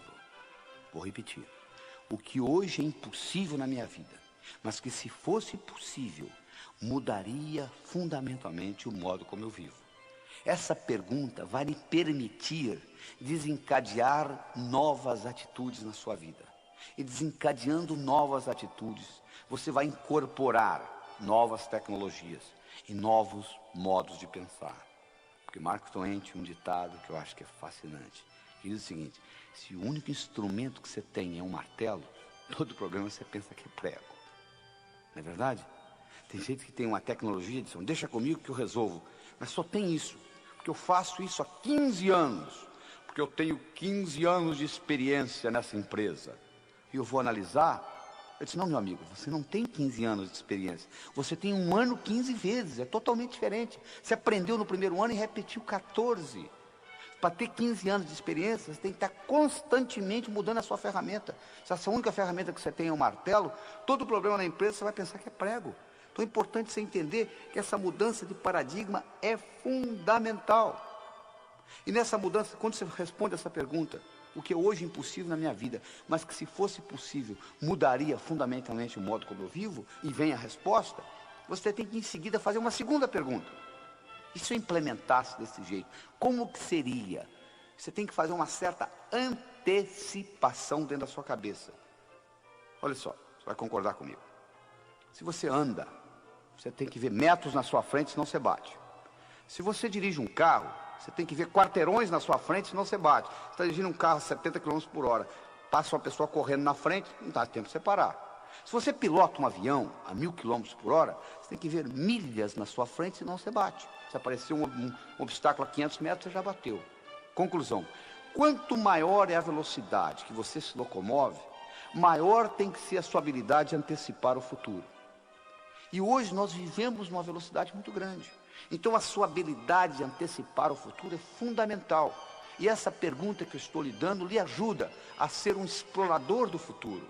Você começa a explorar o que vai vir para frente. O que hoje é impossível na minha vida, mas que se fosse possível, mudaria fundamentalmente o modo como eu vivo. E correspondido a essa pergunta, você faz a segunda: e se? E você tem que estar disposto a constantemente se achar obsoleto. toda mudança requer que você aprenda de novo. Quando os suíços descobriram que o relógio eletrônico estava entrando no mercado, sabe o que eles fizeram? Um relógio Patek Philippe, antes do relógio eletrônico, tinha uma precisão de 1/30 de segundo. Sabe qual a precisão de um relógio eletrônico, desses baratinhos que você compra na feira por $5? É 1/30.000 de um segundo. Sabe o que os suíços fizeram quando os relógios eletrônicos foram lançados? Eles aumentaram a precisão de 1/30 para 1/60 de segundo. O que é 1/60 comparado com 1/30.000? Se o único instrumento que você tem é um martelo, todo problema você pensa que é prego. Eles acharam que iam resolver mecanicamente. Não resolveram. Finalmente eles descobriram que não dava jeito. Eles tiveram que entrar no mercado eletrônico. Quando os suíços decidiram entrar no mercado eletrônico, eles tiveram que voltar a estaca zero. Toda vez que você muda um paradigma, você tem que voltar a estaca zero. Eles tiveram que aprender eletrônica com os japoneses e os americanos. Então, todas as vezes que você faz uma mudança de paradigma, você tem que voltar à estaca zero. Você tem que admitir que você é obsoleto naquilo. É importante você entender isso. O único jeito de você crescer, você dizer, eu estou obsoleto nisso, deixa eu aprender com quem sabe. Mas tem gente que é arrogante. A arrogância é cegueira cognitiva. Há, por exemplo, uma grande mudança de paradigmas no mercado, por exemplo, de gerenciamento. Antigamente, o bom gerente era o cara que resolvia problemas e reagia à situação. Hoje, o bom gerente é um indivíduo que antecipa o futuro. Ele questiona o que está para vir e ele identifica oportunidades. É para isso que você ganha, para identificar oportunidades. Isso é importante você entender. E outra coisa importante de você mudar o paradigma é você entender, existe uma metáfora criada por Paul Cordes e Dodd Lynch nos Estados Unidos, onde eles fazem uma comparação seguinte, que você pode viver a sua vida em 3 tipos de estratégias diferentes. Você pode ser uma carpa, um tubarão ou um golfinho. Carpa é aquele indivíduo que é a vítima do mundo. Coitado de mim, estou sofrendo. Eles fizeram isso comigo. O tubarão é o indivíduo que está engolindo os outros. É sempre do jeito dele. E o golfinho é um indivíduo que, quando ele está perto de uma carpa, a carpa pensa que ele é tubarão. Quando ele está perto de um tubarão, o tubarão pensa que ele é carpa. Mas na realidade ele não é nem carpa nem tubarão. Ele é golfinho. E a filosofia do golfinho é o seguinte: para eu ganhar, você não precisa perder. A não ser que você insista. Aí o problema é seu. Por quê? Porque o universo é um lugar potencialmente abundante, feito para todos ganhar. Para eu ganhar, você não precisa perder. E esse conceito é uma mudança de paradigma, é uma mudança de atitude que nós precisamos fazer na nossa civilização. Porque se nós continuarmos com o paradigma do ganha-perde que nós temos no momento, que se deteriorou para perde-perde, principalmente aqui no Brasil, se nós continuarmos com esse paradigma, nós vamos destruir o planeta, porque não vai ter planeta aqui para os nossos netos e bisnetos. Nós temos que aprender a fazer mais com menos. Este é o grande segredo, essa que é a grande mudança de atitude. Não é aumentar o número de funcionários, não é aumentar o orçamento, não é aumentar o número de horas. É você ser mais excelente naquilo que você faz. E com isso você vai aprender a fazer mais com menos. Você vai produzir mais em menor número de horas. E assim por diante. Essa palavra é resumida do seguinte modo: sinergia. Todo o universo é construído sinergeticamente. Toda a geometria universal é sinergética. E menos do que 0,00001% da população no mundo tem ideia do que a palavra sinergia quer dizer. E sinergia quer dizer o seguinte: o todo é maior que a soma das partes. 1 mais 1 é igual a 4, você muda a matemática. E para você fazer sinergia, você tem que trabalhar com comunicação, respeito mútuo, intuição. E nesse processo de vários cérebros, nesse network, nessa combinação, a somatória do time é maior do que cada indivíduo individualmente. Isso é uma mudança de paradigma essencial para a sobrevivência do planeta. Então, no momento que você muda essa atitude, que você passa a ter a atitude que para eu ganhar você não precisa perder, a não ser que você insista, você muda a sua percepção com relação ao universo. E, por incrível que pareça, quando você passa a jogar o jogo do ganha-ganha, você vai ter mais chances de ganhar também e ser mais bem sucedido na vida. O Napoleão Hill mostrou que aqueles indivíduos que começaram pobres e se tornaram ricos, eles descobriram esse processo, descobriram o processo do ganha-ganha. Então todo mundo ganhando. E com isso nós terminamos essa parte da atitude. Então lembre-se do seguinte, o que é importante não é o que acontece com você, mas como você responde ao que acontece com você. Nós falamos no começo desse programa, nós íamos discutir 6 características que fazem a diferença. A diferença que faz a diferença entre um indivíduo bem-sucedido e um indivíduo que batalha, não consegue chegar a lugar nenhum. Nós vamos discutir agora as 2 restantes, trabalho e ambição. Vamos começar com o trabalho. O único lugar que eu conheço que sucesso vem antes de trabalho é no dicionário. Sucesso é com S, trabalho é com T. Por outro lado, trabalho sozinho não traz sucesso. Olha o operário de fábrica. Ele levanta cedo, carrega uma marmita com ele, trabalha o dia todo, volta para casa à noite, faz isso anos e anos e anos e aposenta com salário mínimo. Sucesso só vem antes de trabalho no dicionário. Trabalho sozinho não traz sucesso. Onde que está o segredo? Isso é que você vai aprender agora. O segredo está no seguinte: para você ser bem-sucedido, você tem que fazer as coisas acontecerem. Tem que gerar ação. Só que o bonito é que, para fazer acontecer, não significa necessariamente que você as faça. Escutou bem? Fazer acontecer não significa que você tenha de fazê-las. Existe uma coisa chamada delegação. Uma palavra bonita que pouca gente entende o significado. Eu vou explicar para você aqui qual o significado da palavra delegação. Delegação significa o seguinte: eu vou solicitar a alguém fazer no meu lugar, alguém este que eu sei de antemão que vai fazer pior do que eu faço. Eu já sei de antemão. E vou solicitar por 2 razões. Primeiro, porque eu, delegando, vai me dar tempo livre para fazer outras coisas mais importantes. E segundo, tão importante quanto a primeira, eu vou dar ao outro indivíduo a oportunidade de crescer. Você chegou onde você chegou na sua profissão porque alguém delegou alguma coisa, alguém deixou você fazer antes de você estar bom naquilo. Então, quando eu delego alguma coisa para alguém, de antemão eu sei que a pessoa vai fazer pior do que eu, mas mesmo assim eu delego. Eu delego porque eu dou a ela a oportunidade de melhorar e ao mesmo tempo eu me libero para poder fazer as coisas mais importantes. É importante você entender isso, porque o que realmente dá resultado no mundo é você ter ideias abstratas e implementá-las. Quanto mais abstrata for a sua ideia e implementada, que ter só ideia também não adianta, mais rendimento você vai ter. Se eu tiver uma ideia sobre transportes, vai gerar mais dinheiro do que se eu tiver uma ideia sobre carros, que vai me dar mais dinheiro se eu tiver uma ideia sobre Ford, que vai me dar mais dinheiro se eu tiver uma ideia sobre Del Rey, que vai me dar mais dinheiro do que se eu tiver uma ideia sobre rodas do Del Rey. Então, quanto mais abstrata, mais hierarquicamente superior for a ideia e implementada, mais rendimento ela vai ter.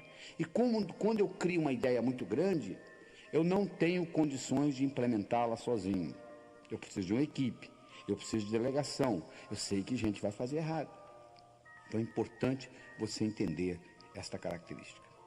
É importante também você entender, se você trabalha para alguém, que o maior erro que um indivíduo pode cometer na vida é pensar que ele trabalha para os outros. Você não trabalha para ninguém, meu amigo.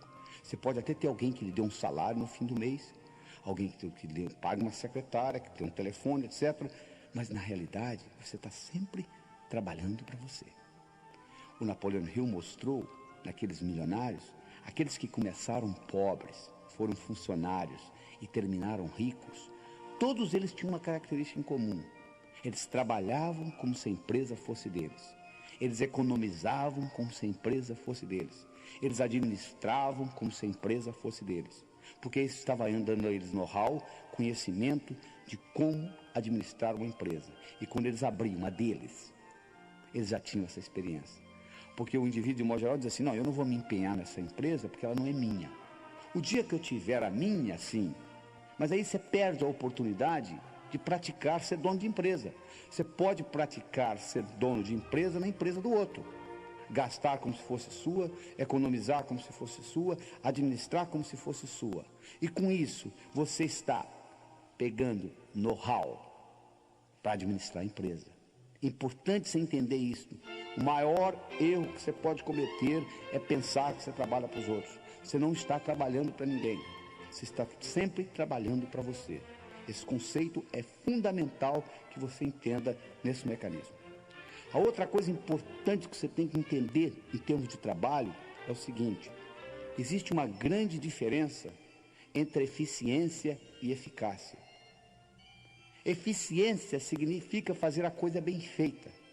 Eficácia significa fazer o que precisa ser feito.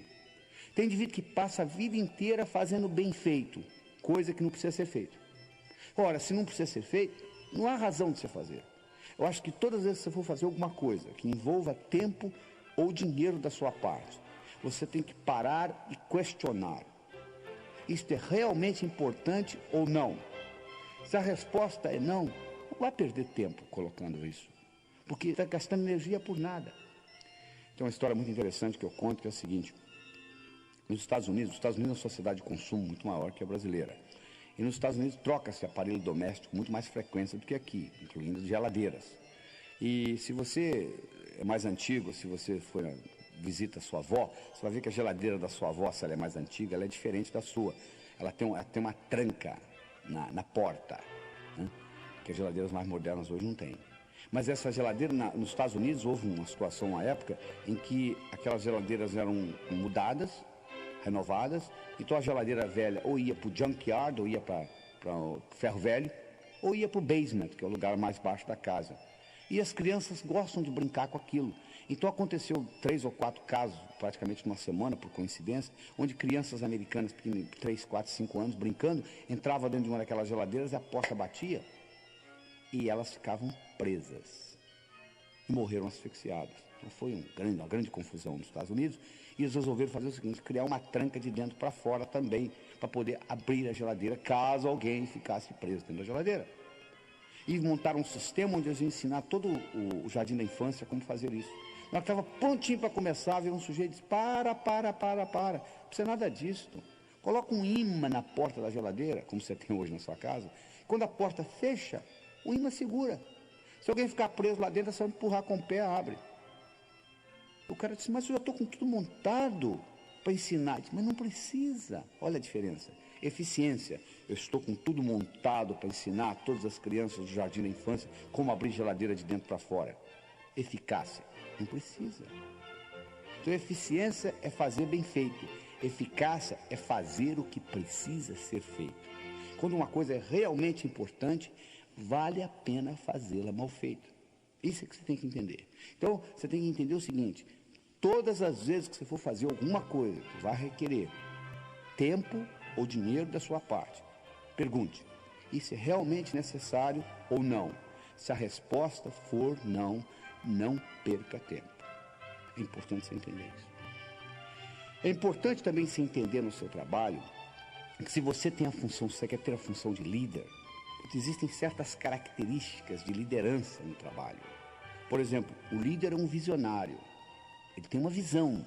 É importante você ter uma visão. E a visão geralmente tem que ser maior do que a instituição.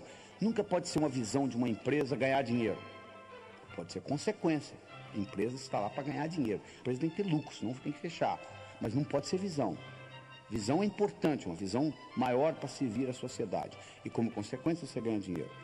O indivíduo, para ser líder, tem que entender de realidade. Ele tem que saber qual que é o mercado. Porque se você não entender do mercado do seu produto, não tem jeito de você ir para frente. Então você tem que levar em consideração isso. Você tem que levar em consideração que você tem que ter coragem para implementar coisas, para transformar a realidade em visão. E todas as vezes que você falar alguma coisa, fizer alguma coisa, ou ser alguém no sentido de mudança, meu amigo, você vai ser criticado. Você tem que entender o seguinte: criticismo faz parte do sucesso. Você, para ser bem sucedido profissionalmente, você tem que estar disposto a ser criticado. Porque o único jeito, eu tenho uma fórmula mágica para você: você nunca será criticado na vida. É muito simples. Não fale nada, não faça nada, não seja ninguém. Porque no momento que você falar alguma coisa, no momento que você fizer alguma coisa, ou no momento que você for alguém, você vai ser criticado. Então, uma das coisas que você tem que treinar bem cedo é o seguinte: eu vou ser criticado. Eu vou ser criticado no meu trabalho, eu vou ser criticado na minha empresa, eu vou ser criticado no meu bairro se eu fizer alguma coisa diferente. Toda vez que você sair fora do que eu chamo a boiada. O que eu chamo da boiada? Se tiver uma boiada, se um boi cair no buraco, você sabe que o outro que vem atrás cai também? Porque o boi, a única coisa que ele faz é olhar no traseiro do outro. Se um caiu no buraco, o outro cai. O cavalo já não é a mesma coisa. Se um cavalo cair no buraco, o outro não cai. Então, se você faz parte da boiada, ninguém lhe incomoda, porque estão um seguindo o outro. No momento que você saiu fora da boiada, diz: olha, eu tenho uma coisa diferente para lhe mostrar. Imediatamente, criticismo vai começar na sua vida. Faz parte do esquema. É impossível você ser bem sucedido sem ser criticado. Então é importante você entender isso. Então essas características são fundamentais para você entender esse aspecto do trabalho. Então, você nunca trabalha para ninguém, você está sempre trabalhando para você, você tem que fazer as coisas acontecerem. Não significa que você tenha de fazê-las, você pode delegar. Isso aí é importante você conceber isso. E que a diferença entre eficiência e eficácia.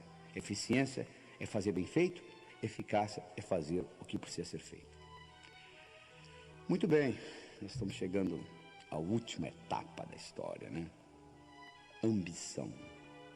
Ambição. O indivíduo chega para mim e diz assim: doutor Laíra, eu não quero mais nada na vida. Eu digo para ele: na hora de você morrer. Mas por quê? Porque a vida é um constante aprender. Você só aprende fazendo. Você diz que não tem mais nada para fazer, então na hora de você ir embora, então. Você tem que sempre ter uma ambição sadia, sempre. Os indivíduos que vivem muito, os indivíduos que produzem muito, os indivíduos que são bem-sucedidos, eles têm uma ambição maior. Não tem nada errado se você não quiser ter. Eu me lembro do caso de um indivíduo que estava sentado na primeira fileira uma vez nos Estados Unidos. Eu estava dando um curso, um indivíduo de 60 e poucos anos de idade, assistindo esta apresentação que eu estou dando aqui para você. E ele levantou a mão e disse assim: doutor, as suas ideias são muito interessantes, eu estou escutando aqui quase 2 horas. Deixa eu contar para o senhor uma coisa. Eu dirijo um carrinho de biscoito, eu entrego biscoito nas padarias. Eu abasteço o carro de manhã e vou de padaria em padaria entregando. E eu volto para casa, lavo o carro, preparo para o dia seguinte. Eu estou fazendo isso há mais de 30 anos, estou quase me aposentando. De modo que essas ideias do senhor são muito boas. O senhor quer saber de uma coisa? Eu vou continuar dirigindo meu carrinho de biscoito. Eu falei com ele: meus parabéns. Alguém tem que dirigir o carrinho de biscoito. Não tem nada errado no senhor dirigir o carrinho de biscoito. O que tem de errado, meu amigo, é que tem muita gente que no fundo, quer dirigir carrinho de biscoito e culpa a sociedade, o governo, a inflação, porque não vai para frente.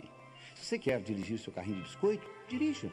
Mas não culpe os outros. Por que você não consegue outros cargos? Pessoas, chefes, patrões, podem lhe segurar temporariamente. Você é o único que consegue segurar você definitivamente. Você não consegue segurar um sujeito bom lá embaixo muito tempo. É uma coisa que você pegar uma bola, colocá-la na piscina e segurar a mão. Vai chegar uma hora que a mão cansa, a bola sobe. Se você é realmente bom, independente do governo, do patrão, da inflação, da empresa, você vai subir. Essa é a realidade. Agora, se você quer dirigir carrinho de biscoito, dirija seu carrinho de biscoito, alguém tem que fazê-lo, não tem dificuldade, não tem problema. Ah, mas doutor, eu não tenho opção, porque é o jeito que eu trabalho. Não, opção você sempre tem, meu amigo. Eu sempre digo o seguinte: se você está insatisfeito na vida, você tem sempre 4 opções. Primeiro, saia. Deixe a empresa. Ah, mas eu não posso, eu sou pai, eu tenho filhos para tratar. Tá bom, então mude você. Se adapte à empresa. Ah, mas está muito difícil. Então muda essa empresa, muda o sistema da empresa. Ah, não tenho poder para isso. Então sofra. Faça o que a maioria faz, sofra. Você sempre tem opção, você tem 4, olha só. Você pode sair da empresa, você pode mudar a empresa, você pode mudar você, se adaptar à empresa, ou você pode sofrer. Não fala que você não tem opção não, que a opção sempre existe. Sempre existe. Agora, se você quiser fazer coisas grandiosas, você tem que ter uma ambição, tem que fazer o impossível. O impossível. Sabe o que é impossível? O impossível é aquilo que ninguém faz até que alguém faça. Isso aqui é impossível. Em 1964, um estudante de medicina inglês de nome Roger Bannister correu pela primeira vez 1 milha em menos de 4 minutos. Até esse evento, era impossível um ser humano correr 1 milha em menos de 4 minutos. Até que Roger Bannister correu. Depois que Roger Bannister correu, nos próximos 12 meses, 19 outros atletas correram. Hoje, um atleta classificado, renome, Correr uma milha em menos de 4 minutos não é nem notícia de jornal. Olha que interessante. Uma coisa que era impossível até 1964, hoje é cotidiano. É um atleta correr uma milha em menos de 4 minutos. Era impossível você fazer a viagem de Portugal ao Brasil, uma caravela em meses. Hoje você pegar um Concorde, você atravessa o Atlântico em 3 horas. Era impossível isto há 100 anos atrás. Hoje é comum. Então você observa o seguinte, se você partir do princípio que é impossível, você não vai fazer nada. O impossível é aquilo que ninguém faz até que alguém faça. Isso é que é impossível. Então você tem que realmente fazer o impossível. Você tem que fazer coisa que parece que não pode ser feita. E com isso, você vai progredir na vida. Ah, mas doutor, mas o problema é que eu não tenho sorte. Sorte? Não existe sorte, meu amigo. Sorte é quando preparação encontra oportunidade. Isso é que é sorte. Deixa eu contar para vocês a minha história particular. Em 1975, eu morava em Teófilo Otoni, no Nordeste de Minas, e nós tínhamos um grupo de médicos, nós construímos um hospital lá, o Hospital São Lucas. Era uma sexta-feira à tarde, o telefone tocou, de um hotel. Eles disseram, nós temos um hóspede aqui com dor no peito. Dá para ouvir? Eu falei para o indivíduo, olha, eu estou saindo para um fim de semana longo, chame outro. Mas nós chamamos os 2 médicos, falaram a mesma coisa. Eu falei, tá bom, estou indo aí. Eu cheguei lá, o indivíduo estava com dor no peito, eu fiz um eletrocardiograma nele, ele está tendo um infarto. Levei-o para o hospital. Ele não falava português direito. Ele tinha vindo até o Teófilo Otoni comprar pedras preciosas que ele vendia nos Estados Unidos. Conversando com ele, ele me perguntou assim, você conhece o meu filho? Eu falei, quem que é seu filho?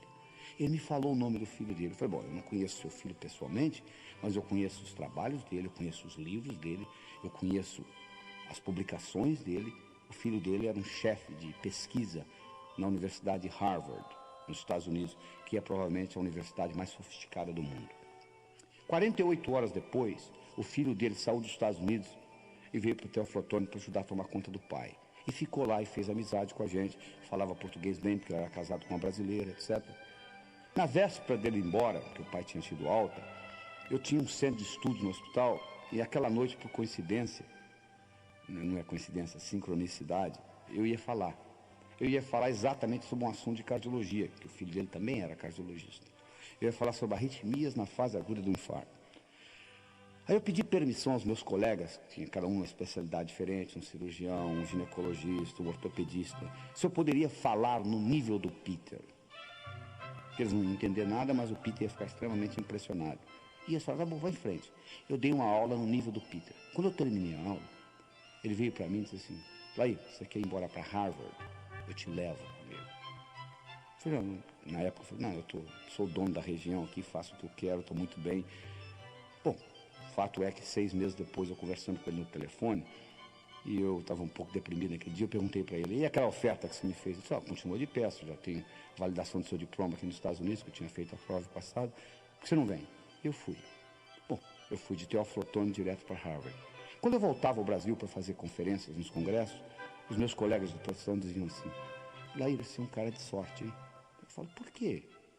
Você está lá no Nordeste de Minas, lá em Teófilo Otoni, você é um sujeito lá de Harvard, vem, te leva com ele. Eu falei, sorte? Tinham 21 médicos na sala, por que não levou os outros 20? Sorte é quando preparação encontra oportunidade. Eu estava preparado e a oportunidade apareceu, é só isto, não tem mais nada não. Então esteja preparado, porque as oportunidades aparecem na sua vida. Só que o óbvio só é óbvio para a mente preparada. A oportunidade às vezes está no fundo do seu quintal, você não consegue distingui-la. O óbvio só é óbvio para a mente preparada. É importante você levar isso em consideração. Tá entendendo? Então é isso que está aí, não existe sorte. Eu sempre digo o seguinte, quanto mais você pratica, mais sortudo você fica. Essa que é a verdade. Ah, mas doutor, aí eu tenho tantos problemas. Se eu tivesse os problemas que eu tenho, problemas. Sabe que não tem problema, meu amigo?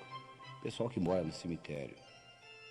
Fora isto, a vida é um problema atrás do outro.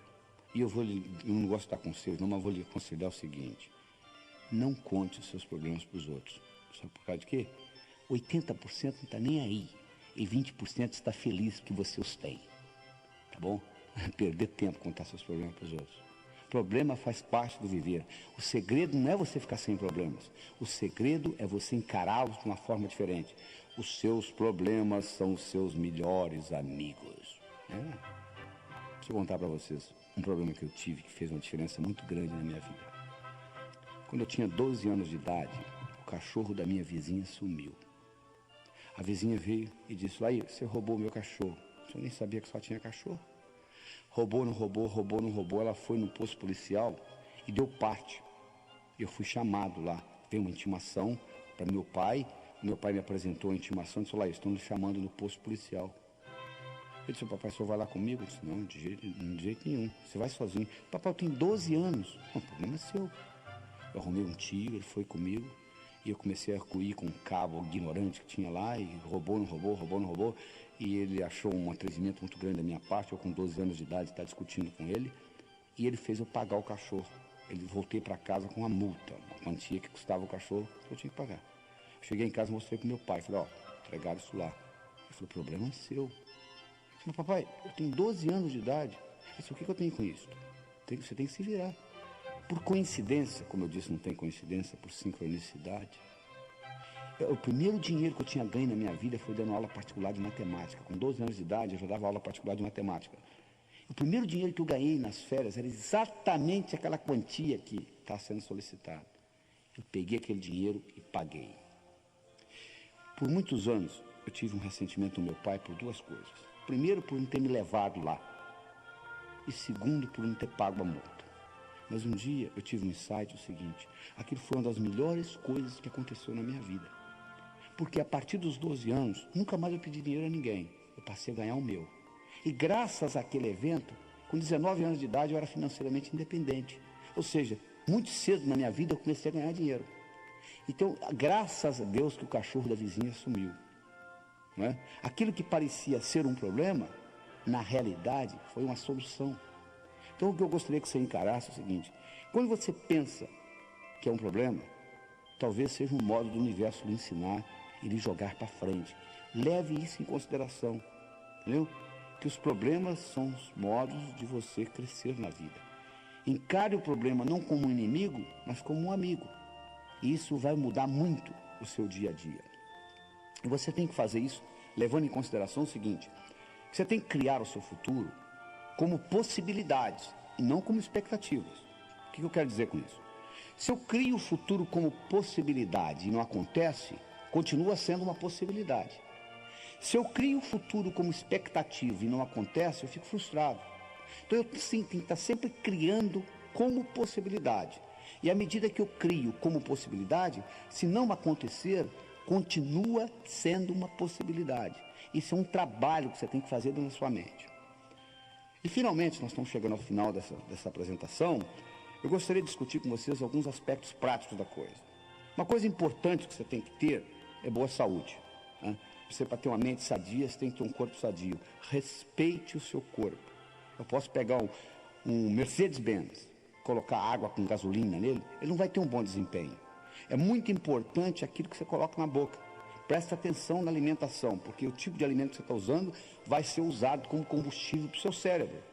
Como eu disse, se você colocar gasolina misturada com água, o Mercedes pode ser um Mercedes, pode ter um cérebro espetacular, não vai funcionar bem. É importante você levar isso em consideração. A alimentação é fundamental. É importante você levar em consideração que amigos você tem. Eu já disse antes, se você vive em terreiro de peru, é muito difícil você aprender a voar com águias. Você quer aprender a voar com águias? Fique no meio das águias. Procure amigos que são iguais ou melhor que você, para você puxar você para cima. É muito difícil você nadar contra a correnteza, principalmente com peso no pescoço. E tenha uma expectativa boa do futuro. Eles fizeram um estudo outra vez na Universidade de Yale, em Connecticut, onde eles pegaram 3 grupos de primeiro ano primário. Foram numa professora e disseram: ó, seu Deus, parabéns, esse ano você vai receber os gênios. Os alunos são gênios. Fizemos um teste de QI neles, a beleza. Olha que diferença. Foram na segunda professora e disseram: ó, esse ano você está perdida, porque você vem muito idiota para cá. Nós fizemos um teste de QI nas suas crianças, QI baixo, você vai ter muita dificuldade. Foram com uma terceira professora e disseram: ó, você vai receber o mesmo tipo de aluno você recebe todo ano. No final do ano, aquela que recebeu gênios, exatamente gênios, passaram nota alta, não deram trabalho, criativos, inteligentes. Aquela que recebeu, coitados idiotas, teve um trabalho tremendo, não aprendiam direito, etc. Aquela que recebeu média, era média. Só que a verdade é que não existia nem idiota nem gênio. Tudo era a mesma coisa, eram os alunos que recebiam todo ano. Mas acontece que a expectativa da professora mudou. Aquela que tinha expectativa de encontrar gênio, encontrou gênio. Aquela que tinha expectativa de encontrar idiota, encontrou idiota. Se você tem expectativa de melhorar a sua vida, provavelmente você vai melhorá-la. Se você tem expectativa de piorar a sua vida, provavelmente você vai piorá-la. A decisão é sua e continua sendo sua. E eu gostaria de terminar esse programa com uma história. Eu adoro histórias, porque elas têm um poder muito forte na sua mente. São metáforas, passam além da sua mente crítica. Mas essa história é mais ou menos assim. Era uma vez, numa pequena vila da Grécia, morava um sábio. Sábio este que era famoso, porque tudo apresentado àquele sábio, até aquele dia, ele soube responder. Um dia, um jovem adolescente, conversando com um amigo dele, disse: eu acho que eu sei como eu vou enganar esse sábio. Eu vou pegar um pequeno passarinho e vou esconder nas minhas mãos. Eu vou levar para o sábio e vou perguntar para ele: diga-me, sábio, o passarinho nas minhas mãos está vivo ou morto? Se ele falar vivo, eu vou espremer e deixar cair morto nos pés dele. Se ele falar morto, eu vou abrir e deixar o passarinho voar. Ele pegou o passarinho, colocou nas mãos, levou para o sábio, olhou para o sábio e disse: diga-me, sábio, o passarinho nas minhas mãos está vivo ou morto? O sábio olhou para ele e disse: meu jovem, a resposta está nas suas mãos. O mesmo eu digo para você. Você está escutando essa apresentação por agora 2 horas. O que você vai fazer com esse conhecimento, eu não sei. A minha missão está terminando aqui. A sua vai começar. Isso pode entrar por um ouvido e passar por outro. E não ter nenhum impacto na sua vida. Ou você pode escutar essas fitas de novo, reavaliá-las com novos olhos, descobrir aquilo que você perdeu na primeira, porque eu oriento que você tem que escutar isso mais de uma vez só escutando não vai resolver, porque eu coloquei muita informação em curto período de tempo. Escute 1, 2, 3 vezes, analise, veja como você pode aplicar isso no seu dia a dia, porque só escutar e achar bonito não resolve nada, você tem que implementar, você tem que colocar em prática isso que eu estou lhe passando. Mas eu gostaria de deixar, finalmente com você, a seguinte mensagem: o seu sucesso, tanto pessoal quanto profissional, esteve, está e sempre estará nas suas mãos. Lembre-se do seguinte: intenção sem ação é ilusão. Ouse fazer e o poder lhe será dado. Até logo.